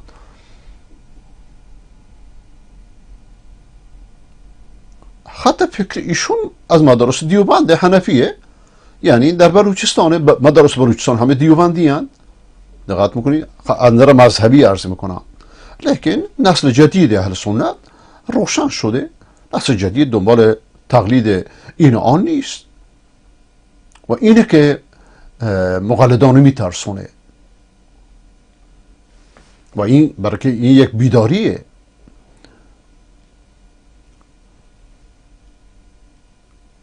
طبعا تعداد نامشخص تایید و تعداد دیگری نامشخص تایید نمی کنند. کسی تمامی مواضع را در برداشتی که برادران شیعه از رهبری دارند تایید نمی کنند. به عنوان مثال، موضع مولوی عبدالحمید در انتخابات ریاست جمهوری و تشویق مردم به رأی دادن به حجت اسلام رئیسی با نقد روشنفکران اهل سنت روبرو بود، نه فقط با بلکه ما به عنوان مذهبی چون این رأی دادنی رو حرام میدونستیم، نه از الان بلکه حداقل از 30 سال پیش، از 30 سال تا الان علنا در تلویزیون ها میگیم، لیکن ایشون امثال ماها رو تندرو میدونست. هرچند این موضع از سر ناامیدی از جریان اصلاحات بود، ولی ارزیابی درستی از جریان اصولگرایی در مناسبات درونی قدرت نداشت. نه، ایشون در این مورد حتی عقیدتی هم برخورد نمی کرد. و مشکل مدارس دینی در اینجاست که عقیده رو درست نمی خونند، سیاست اسلامی رو درست نمی خونند. هنوز کتاب‌هاشون مال 100 سال پیشه. وقتی بهشون پیشنهاد دادیم چه عرض کنم، ترسیدند.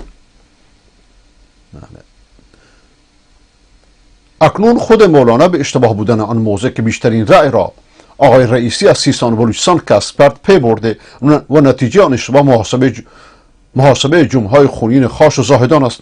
من فکر میکنم هنوز پی نبرده. اگر پی می برد، بلکه این پی بردن سیاسی نیست، این عقیدتی است. این شراکت در جرم طاغوته. چطور به یک نظام مشرک، به یک نظام شرک‌آلود، به یک نظام ظالم اونو تایید میکنه، چه در لباس اصلاحگرایان باشه چه در لباس افراطگرایان. اما این مهم نیست. ایشون میگه مهم سستی استدلال خطیب حکومتی است. آیا هیچ متوجه هستی که اگر این استدلال در جامعه ایرانی جا بیفتد، ادعای رهبری جهان اسلام هم با پرسش مشابه روبرو خواهد شد؟ عقل این آقا کار میکنه. ببین چطوری مسئله رو مطرح میکنه. 80% مسلمانان جهان اهل سنت هستند که ذهنیت رهبری در قالب نظام اسلامی در ایران در آنها وجود ندارد. خب شما اینجا یه موضوع رو درک نکردید آقای پیر محمد. اونا وقتی میگن که مسلمانان مقصودشون شیعه ها میباشه نه سنی ها. در دلشون در لفظ بازی میکنن، با تغییر میکنن. گذشته از این، اگر دنیای اهل سنت در 4 مکتب فقهی تقسیم شده است، در مذهب شیعه مکتب‌ها بیش از این است. بیشتر از 300 فرقه دارند. طبق استدلال جنابالی، غیر از شیعه 12 امامی، بقیه شیعه ها به لحاظ فقهی الزامی به پذیرش رهبری ایران ندارند. در مورد اهل تشیع ایران و الزام به قبول رهبری بد نیست سری به خیابان ها بزنید. حتی در قم آیا همه مردم ایران رهبری را تایید میکنند؟ رهبری خامنه‌ای را؟ فرض کنید مولوی عبدالحمید در اهل سنت با چنین موقعیتی روبروست که در واقع چنین هم نیست. 3. استاد امیری ادعا میکند که در عربستان سعودی جمعیت شیعه از ابتدایی ترین حقوق انسانی خود محروم است و مدعی است که اهل سنت ایران مثل برادران شیعه از حقوق برابر برخوردار هستند. این یک دروغ واضحه. ما آرزو میکنیم که حقوقی که شیعیان در عربستان سعودی میدارند اون حقوق میداشتیم. نمر مجرم دعوت به جنگ مسلحانه با عربستان کرده، در زیر سایه عربستان وزیر کشور عربستان رو به چالش طلبیده، پسرش بچه هاش با پول عربستان در بیرون درس میخوندن.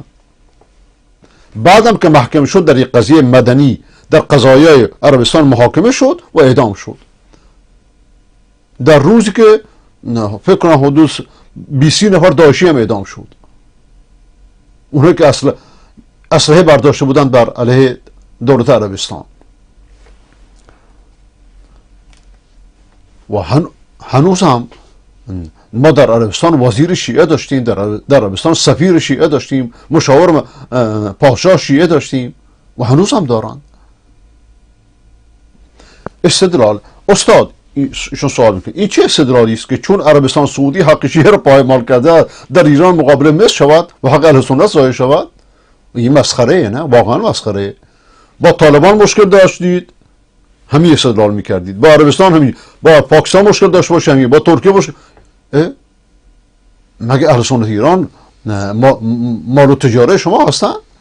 وجه المصالحه شما هستن؟ آقای امیری ادعا میکند که مولانا عبدالحمید را نظام از طریق دعوت در جلسات تقریب مذاهب برکشیده و در این جایگاه قرار داده است. گیریم که همینطور است که جناب علی بله این حرف درسته، این حرف کاملا درسته.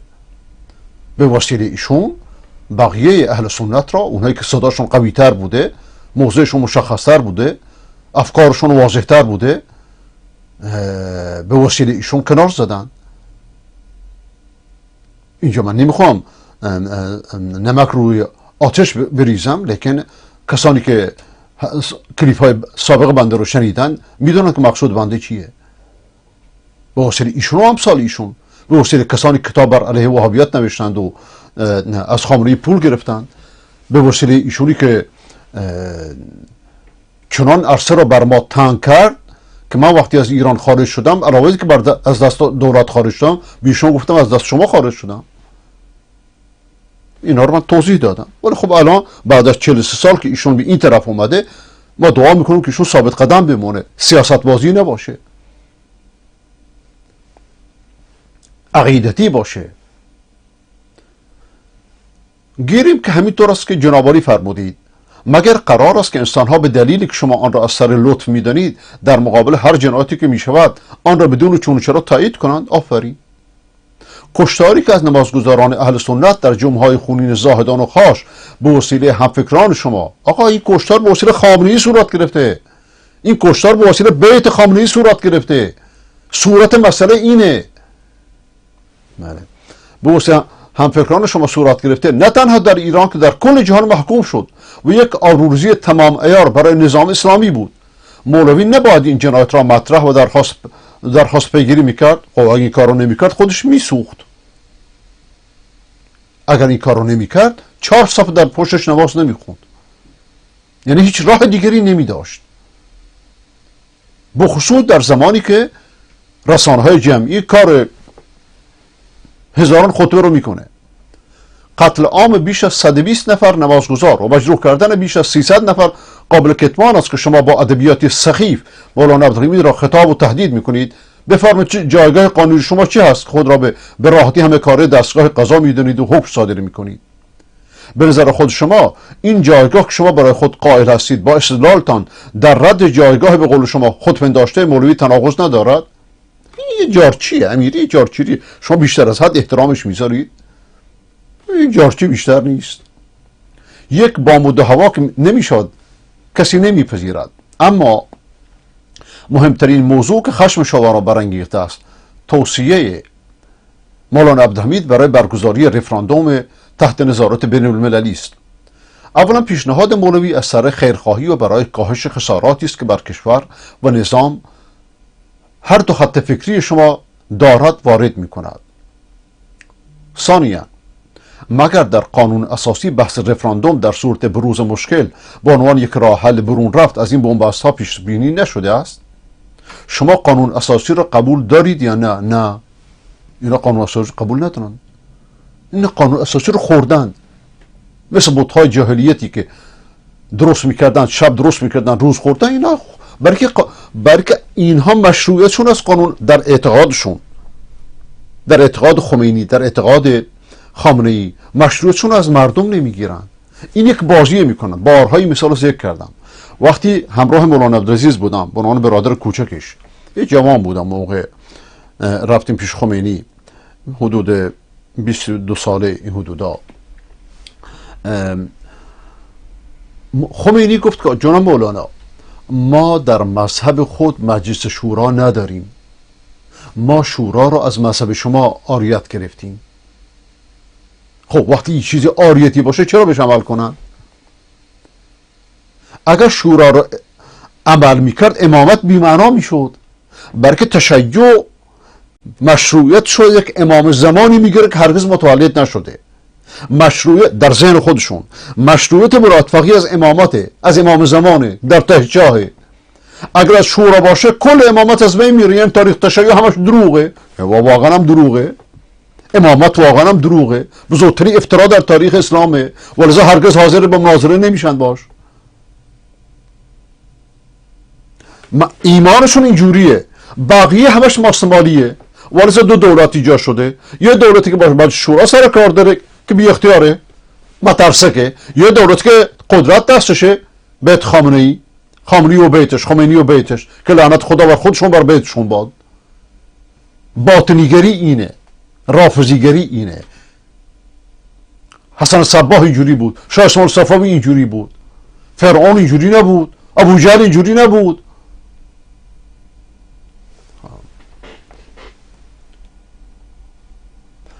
ثالثا مگر خط فکری راست افراطی شما مدعی حمایت اکثریت جامعه نیست؟ بابا ریشهری ملعون سالها پیش گفته بود که بعد از خمینی مردم از ما دور شدند. اینا با توپ و تانک موندن. اگر چنین است رفراندوم برگزار کنید و برای همیشه مخالفان را قانونا سر جایشان بنشانید. چه نیازی به لشکرکشی و کشتار هموطنان دارید که باعث آبروریزی نظام اسلامی و در سطح جهان شده اید؟ اینجا با یه نکته را عرض کنم. بارها اینو عرض کردم.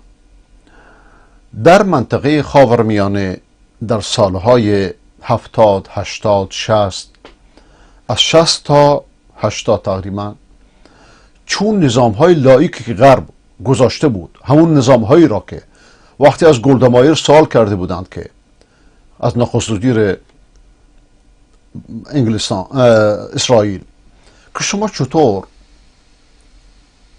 قبل از ایجاد دولت اسرائیل شما در منطقه خاورمیانه نظامهایی رو به کار میارید در وسط مسلمان ها اسرائیل رو ایجاد میکنید، اینا شما رو خواهند خورد.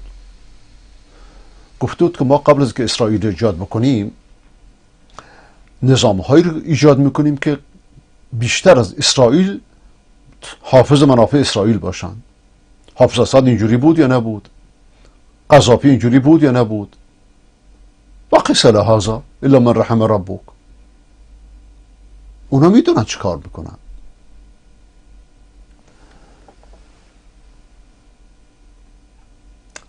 در چنین وضعی که اسلام خواهی شروع شده بود، نظامهای سکولار شکست خورده بود، خمینی رو بردن ترخوشکش کردن، تشیع رو آوردن حاکم کردن.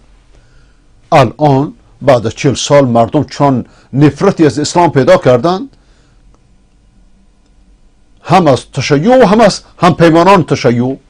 اخوان المسلمین رو ببینید، بیانیه هاش که میبینید بیانیه های ماده، بیانیه های ببخشید کلمه رو بکار میبرم بیخایه. چرا؟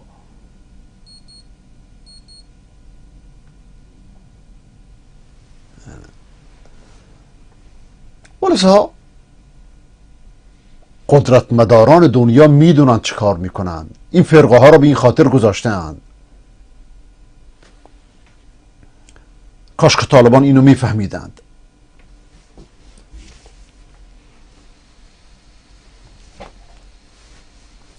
در مورد نظارت بین المللی چرا نگرانید؟ اتفاقا اگر نظارت بین المللی باشد مخالفان راحت‌تر قانع میشوند و سابقه شما که ید طولانی در تقلب انتخابات دارید بر نخواهند گشت و این به سود خط فکری شماست. بله.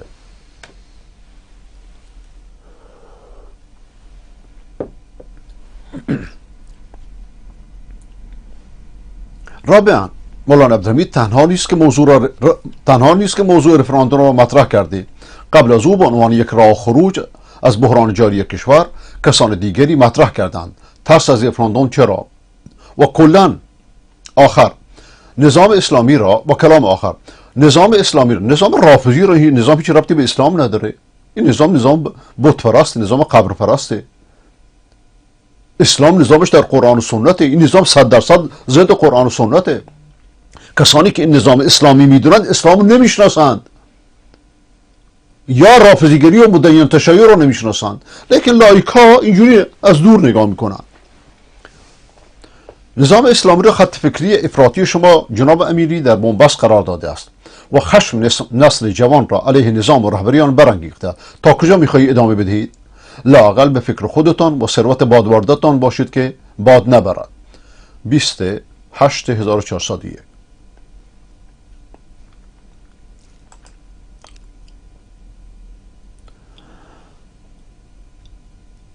سخن بعد موضوع جدیدیه.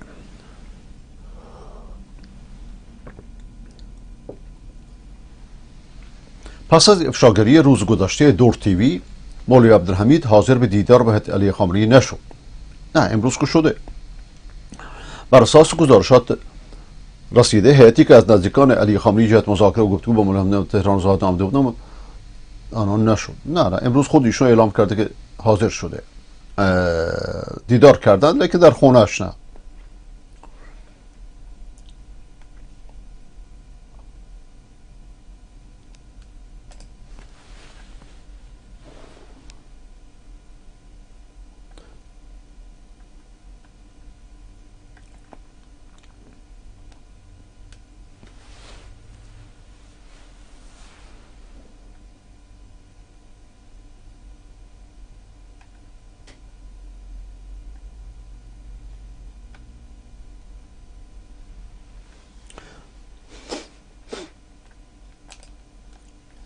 این شما بعضی سرداران سپاه و چیز کردید که سرداران بلوچ که با سپاه دیدار کردند یا با نمایندگان دولت،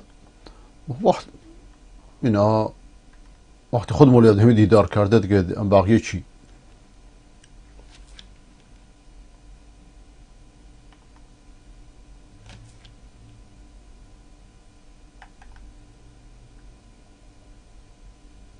حتی BBC هم اعلام کرده.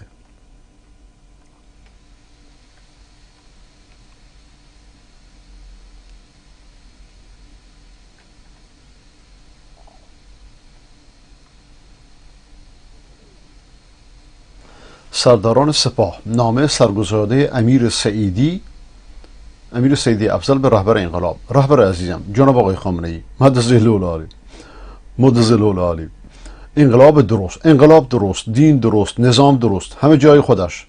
شما بفرمایید که ما دقیقاً بر سر چه آرمانی باید ایستادگی و مقاومت کنیم؟ این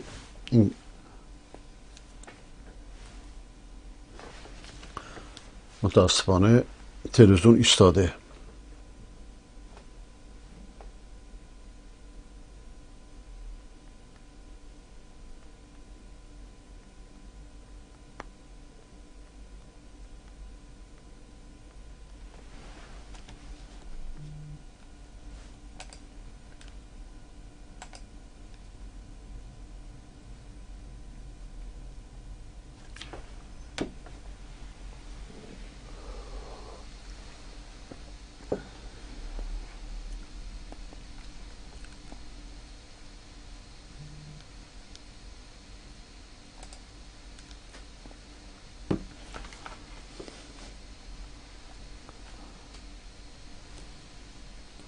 شما بفرمایید که ما دقیقا بر سر چه آرمانی باید ایستادگی کنیم. بیش از 6000 حرامزاده فقط در امریکا و 4000 دزدزاده در انگلیس و زندگی میکنند. طی 3 ماه 30 میلیارد دلار از کشور خارج شده. قطعا مردم عادی این پول رو خارج نکرده‌اند. هزاران میلیارد اختلاس شده، اما با غارتگران مثل تاج‌سر رفتار میشود. حالا صحبت از مقاومت در برابر جنگ سرد میشود. از خطر سلطه استکبار جهانی گفته میشود. آیا با این ساختار فاسد چنین مقاومتی ممکن است؟ شیر مالیدن دیگه.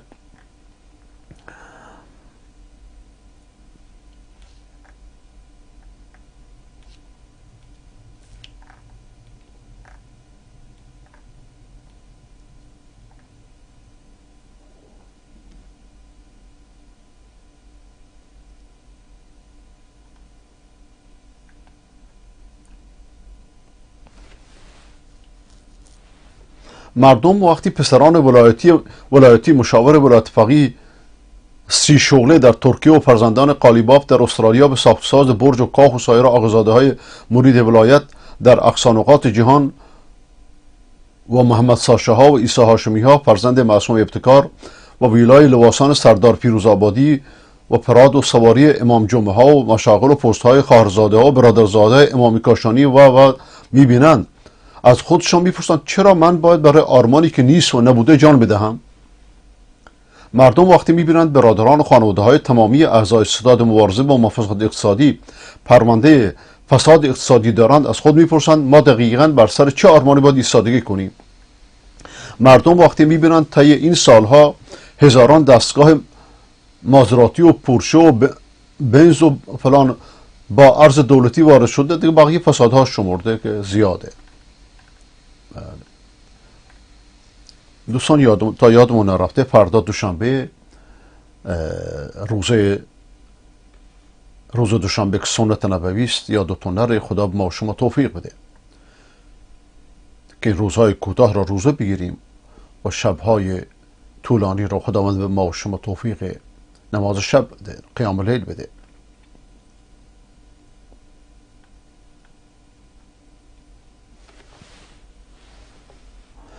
این هم سخنان حافظ نقشبندی در مورد تهدیدات سپاه و خیانت معین الدین سیدی به دختر چابهاری که در مورد تجاوز قرار گرفت. جلسه با خالد لالزئی، اسلام پارودی و مولا کمال که سپاهشون خواسته که حافظ نقشبندی ساکت کنند. ببینم پسند و شما واجه جنگیزی و تمام واجهان شما نام کوچه که اگر ذهنا نیم وزقایی کنو که خوش به محضرش درستانی پادومه چم مروچی بی جمعی وزین آد کیدا الله پاک شما را جزای خیر عنایت بکن. خب این چون بلوچیه مردم بلوچی نمیشن، متوجه نمیشن.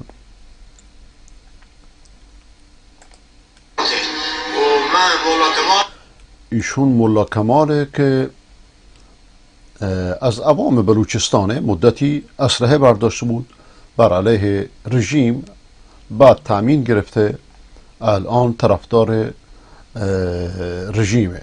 ببینیم چی میگه. همیشه با تمام دولت و ملت امنیت حیالداری بکنی، امنیت باید حفظ بیا. لازم مردم چرا؟ نه، امنیت دولت نباید حفظ کنید. امنیت دولت حفظ کردن، سرباز دولت شدن حرامه. این دولت مجرمه، دولت طاغوته. این آلمان داخل شاید نمیتونند بگن. من نام اسماعیل کنشم، این نام یا زدی سرداری ها که بیان فرانسه تظاهرات نه هیچ کس نگوشته تظاهرات هیچ کم نکنه. نه، شما حق چنین فتوایی رو ندارید. شما عالم نیستید. حق چنین فتوایی رو ندارید که بگید که تظاهرات جایز نیست، جایز هست. اینو بذارید اهل علم فتوا بدند. آقای مولا کمال جایی هیچ که بی‌جهتی چی ارمه کنه به چه من نام چه بزرگو.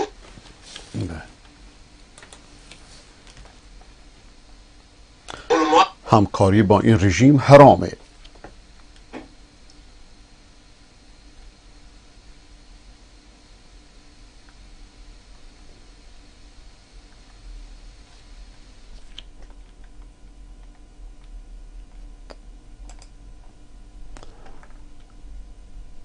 کانال تلگرامی مولوی عبدالحمید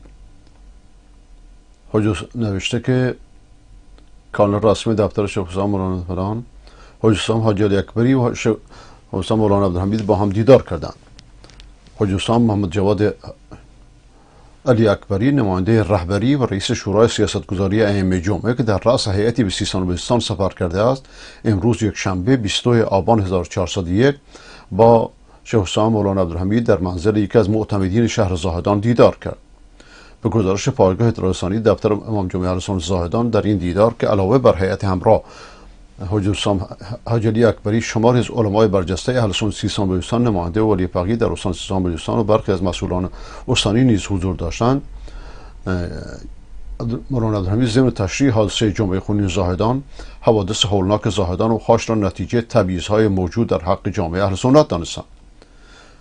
همچنین از اینکه حوادث زاهدان خاش توسط مسئولان محکوم نشد و داغدیدگان این حوادث و مردم استان مورد تسلی و تفقد قرار نگرفتند انتقاد کردند و آن را از گلایه‌های مردم استان برشمردند. این کافیه.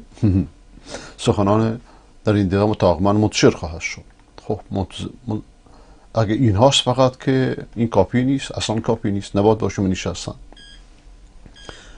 و خدا هدایتشون کنه.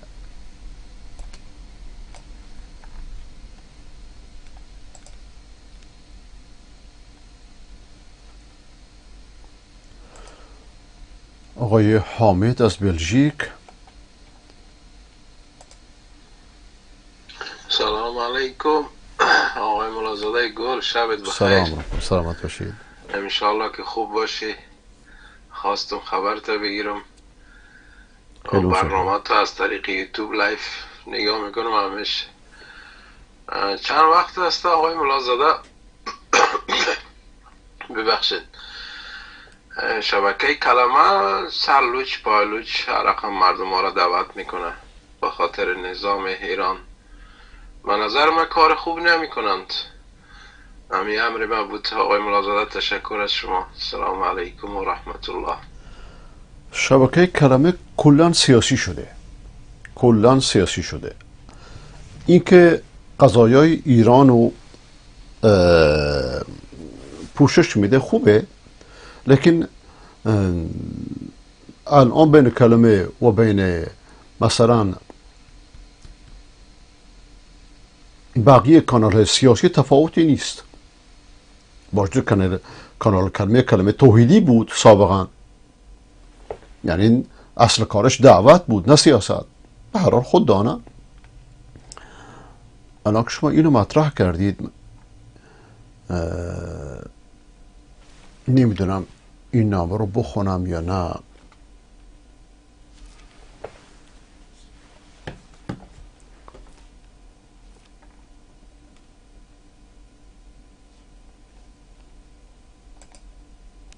یکی از هدایتشگان یه نامه فرستاده، ولی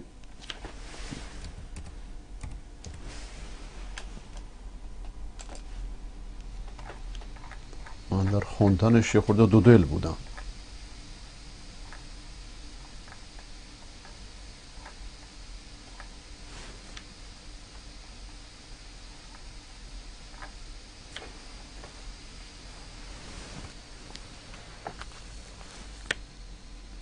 بذارمش بر روز بعد بهتره، ببینیم مناسب خوندنش یا نه.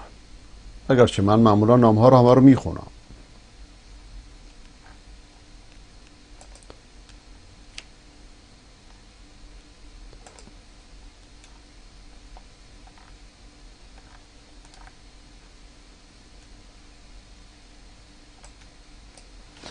حالات علمای غیر مقلد زیر سلطه طالبان. در هفته گذشته 3 تن از عالمان غیر مقلد دستگیر شده و 3 روز بعد اجسادشان در خارج شهر دریافت شده. این حادثه در ولایت ننگرهار واقع شده. پناه بر خدا، پناه بر خدا.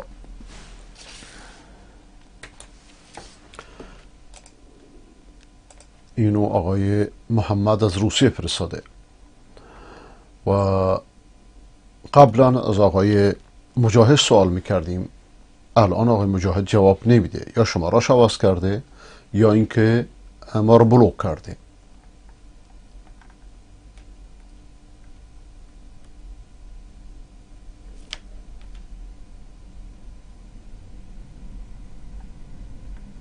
گروه سلیمانی ها در ترکیه چطورن؟ سلیمانی ها رو من نمیشناسم. اسمشون سلیمانیه حتما؟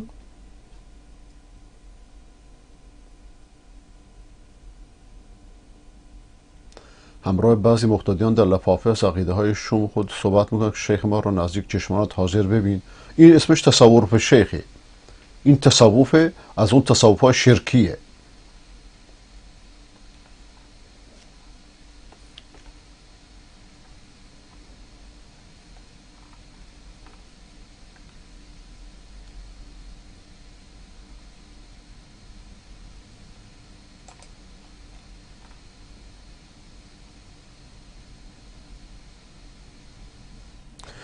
خامنه‌ای میگه کسانی که میگن مردم ایران دین گروز شدن دروغی بیش نیست، درست برعکسشه.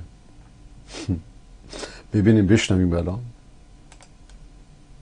گاهی میشنویم توی یا نوشته های اینترنتی یا توی رسانه ها، روزنامه ها که اظهار نظر میکنن که بله مردم نسبت به روحانیت بی‌اعتقاد شدن، نسبت به دین بی‌اعتقاد شدن. اینا رو اینجا در داخل هم میشنویم. خب این یکی از اون محاسبات 100% غلطه. مردم امروز گرایششون به انقلاب و به دین از روز اول انقلاب یقینا بیشتره.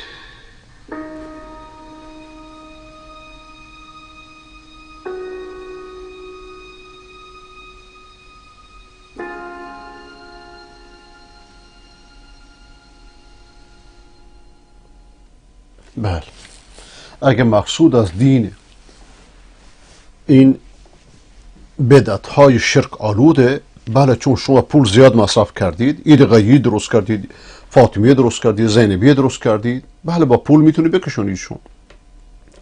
لیکن دین بستگی به این داره که در ذهن کثیف شما چه هست. اگر مردم دین گریز نشده بودن، چرا مساجدتون خالیه؟ چرا در تهران 15 میلیونی 10 میلیونی یک مسجد در صبح باز نمیبینید؟ یک مسجد. چرا در ظهر و عصر که جمع میکنید، مغرب عشاء که جمع میکنید، جز 2 تا 3 تا پیرمرد و چند تا پیرمرد کسی نمیبینید؟ چرا مساجدتون محل تجسس شده، محل بسیج شده؟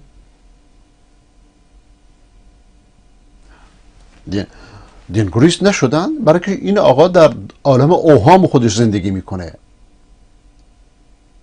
در عالم هورقلیایی خودش زنده میکنه، همون عالم هورقلیایی که امام زمان رو باش فرستادن. یه عالم جدید درست کردن به نام عالم هورقلیایی. امام زمان در این عالم نیست، رفته اونجا.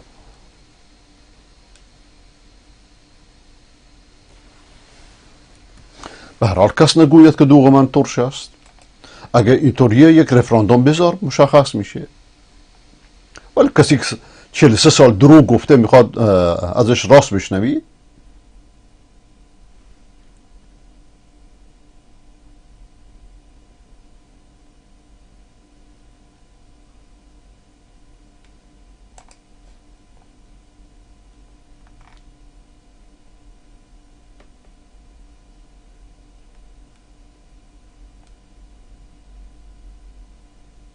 این فردی که در مورد مولوی عبدالحمید صحبت کرد و شما نقدش کردید، حیدری امیری رئیس ستاد رئیسی خانه در استان لرستان است. درست. و خب این که مولوی عبدالحمید به انتخابات رأی داد، به رئیسی رأی داد، من همون روز اول گفتم که یک خیانته، یک جرمه، یک جنایته. و وقتی که حادثه هم اتفاق افتاد گفتم که مولوی عبدالحمید شریک جرمه. همه کسانی که رأی دادن، نه فقط مولوی عبدالحمید، شما همه اونهایی که به رژیم رأی دادن شریک جرم شما انتخابشون کردی. این نتیجه انتخابات دیگه، نتیجه کارشونه، باید پیروی کنی.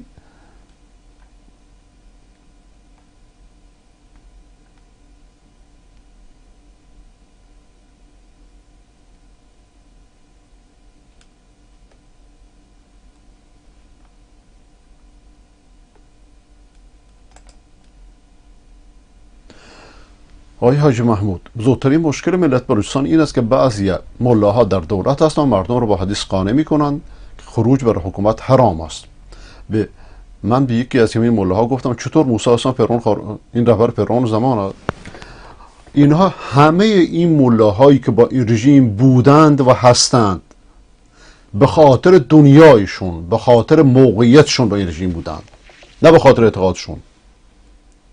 به خاطر اعتقادشون بعضیا چنان از حکومت نفرت دارند، از اینایی که با حکومت هستن عقیدهشون نمیشناسن، دنیا مقامه، برای که مردم اینجوری دوست دارند شما یه دستت با حکومت باشه، یه دستت با مردم.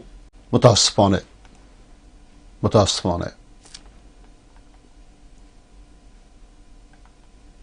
با حکومت شرکی، با حکومت ظلم، با حکومت جور، با حکومت طاغوت. آقای کریمی تکاب،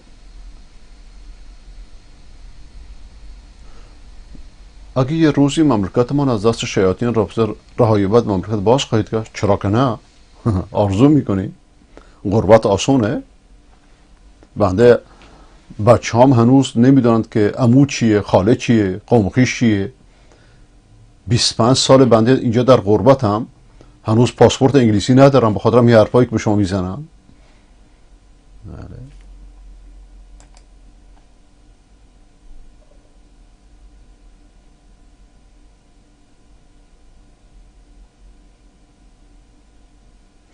آقای محمد افغان، الان این کلیپی که شما فرستادید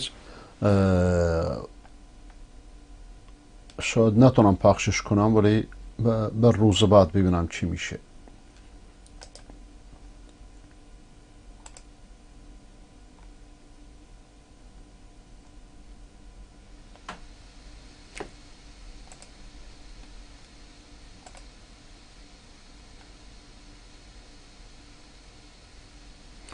نظر شما رو خواستم درباره کارشناس شبکه کلمه آقای بهشتی من زیاد از ایشون نمیدونم، چون قبلا اشتباهی کردم در مورد آقای جوانمردی و ازش عذرم خواستم علنا، و در این 20 سال اولین باری بود که چون اشتباهی کرده بودم. من ایشونو ملحد میدونستم که شنیده بودم، یعنی که ملحد نیستش، به هر حال لایه که به خودش مربوطه و تفسیراش هم راجع به رژیم خوبه.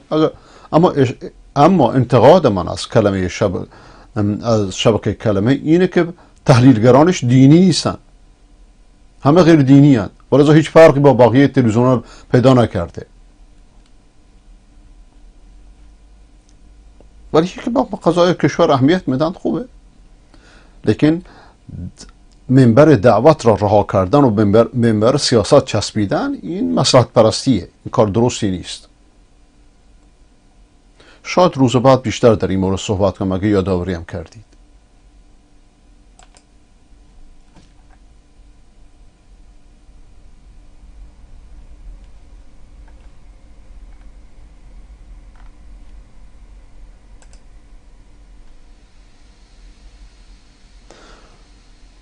علیکم السلام رحمت الله. اگه پیامم خوندی جواب دی، سوال مهمی دارم. سوال تو بنویس و که الان اگه نوشته بودی الان جواب میدادم.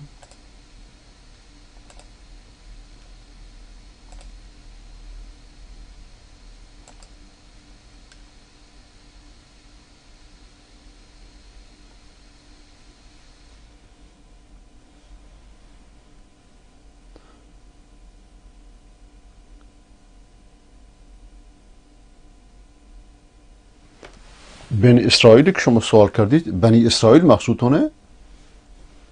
بنی اسرائیل و عرب هر دو سامی اند. دقت میکنید؟ ولی سوالتون واضح نیست.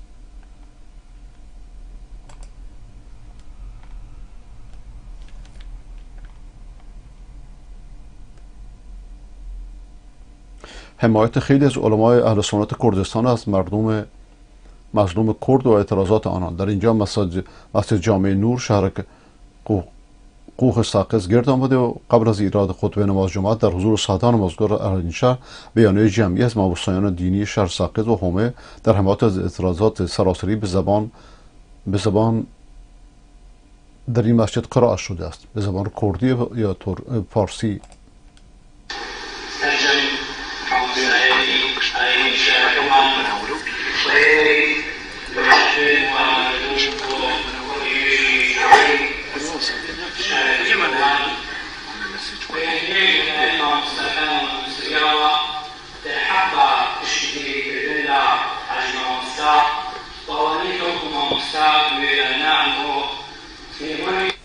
متاسفانه شما ترجمه‌اش رو ننوشتی.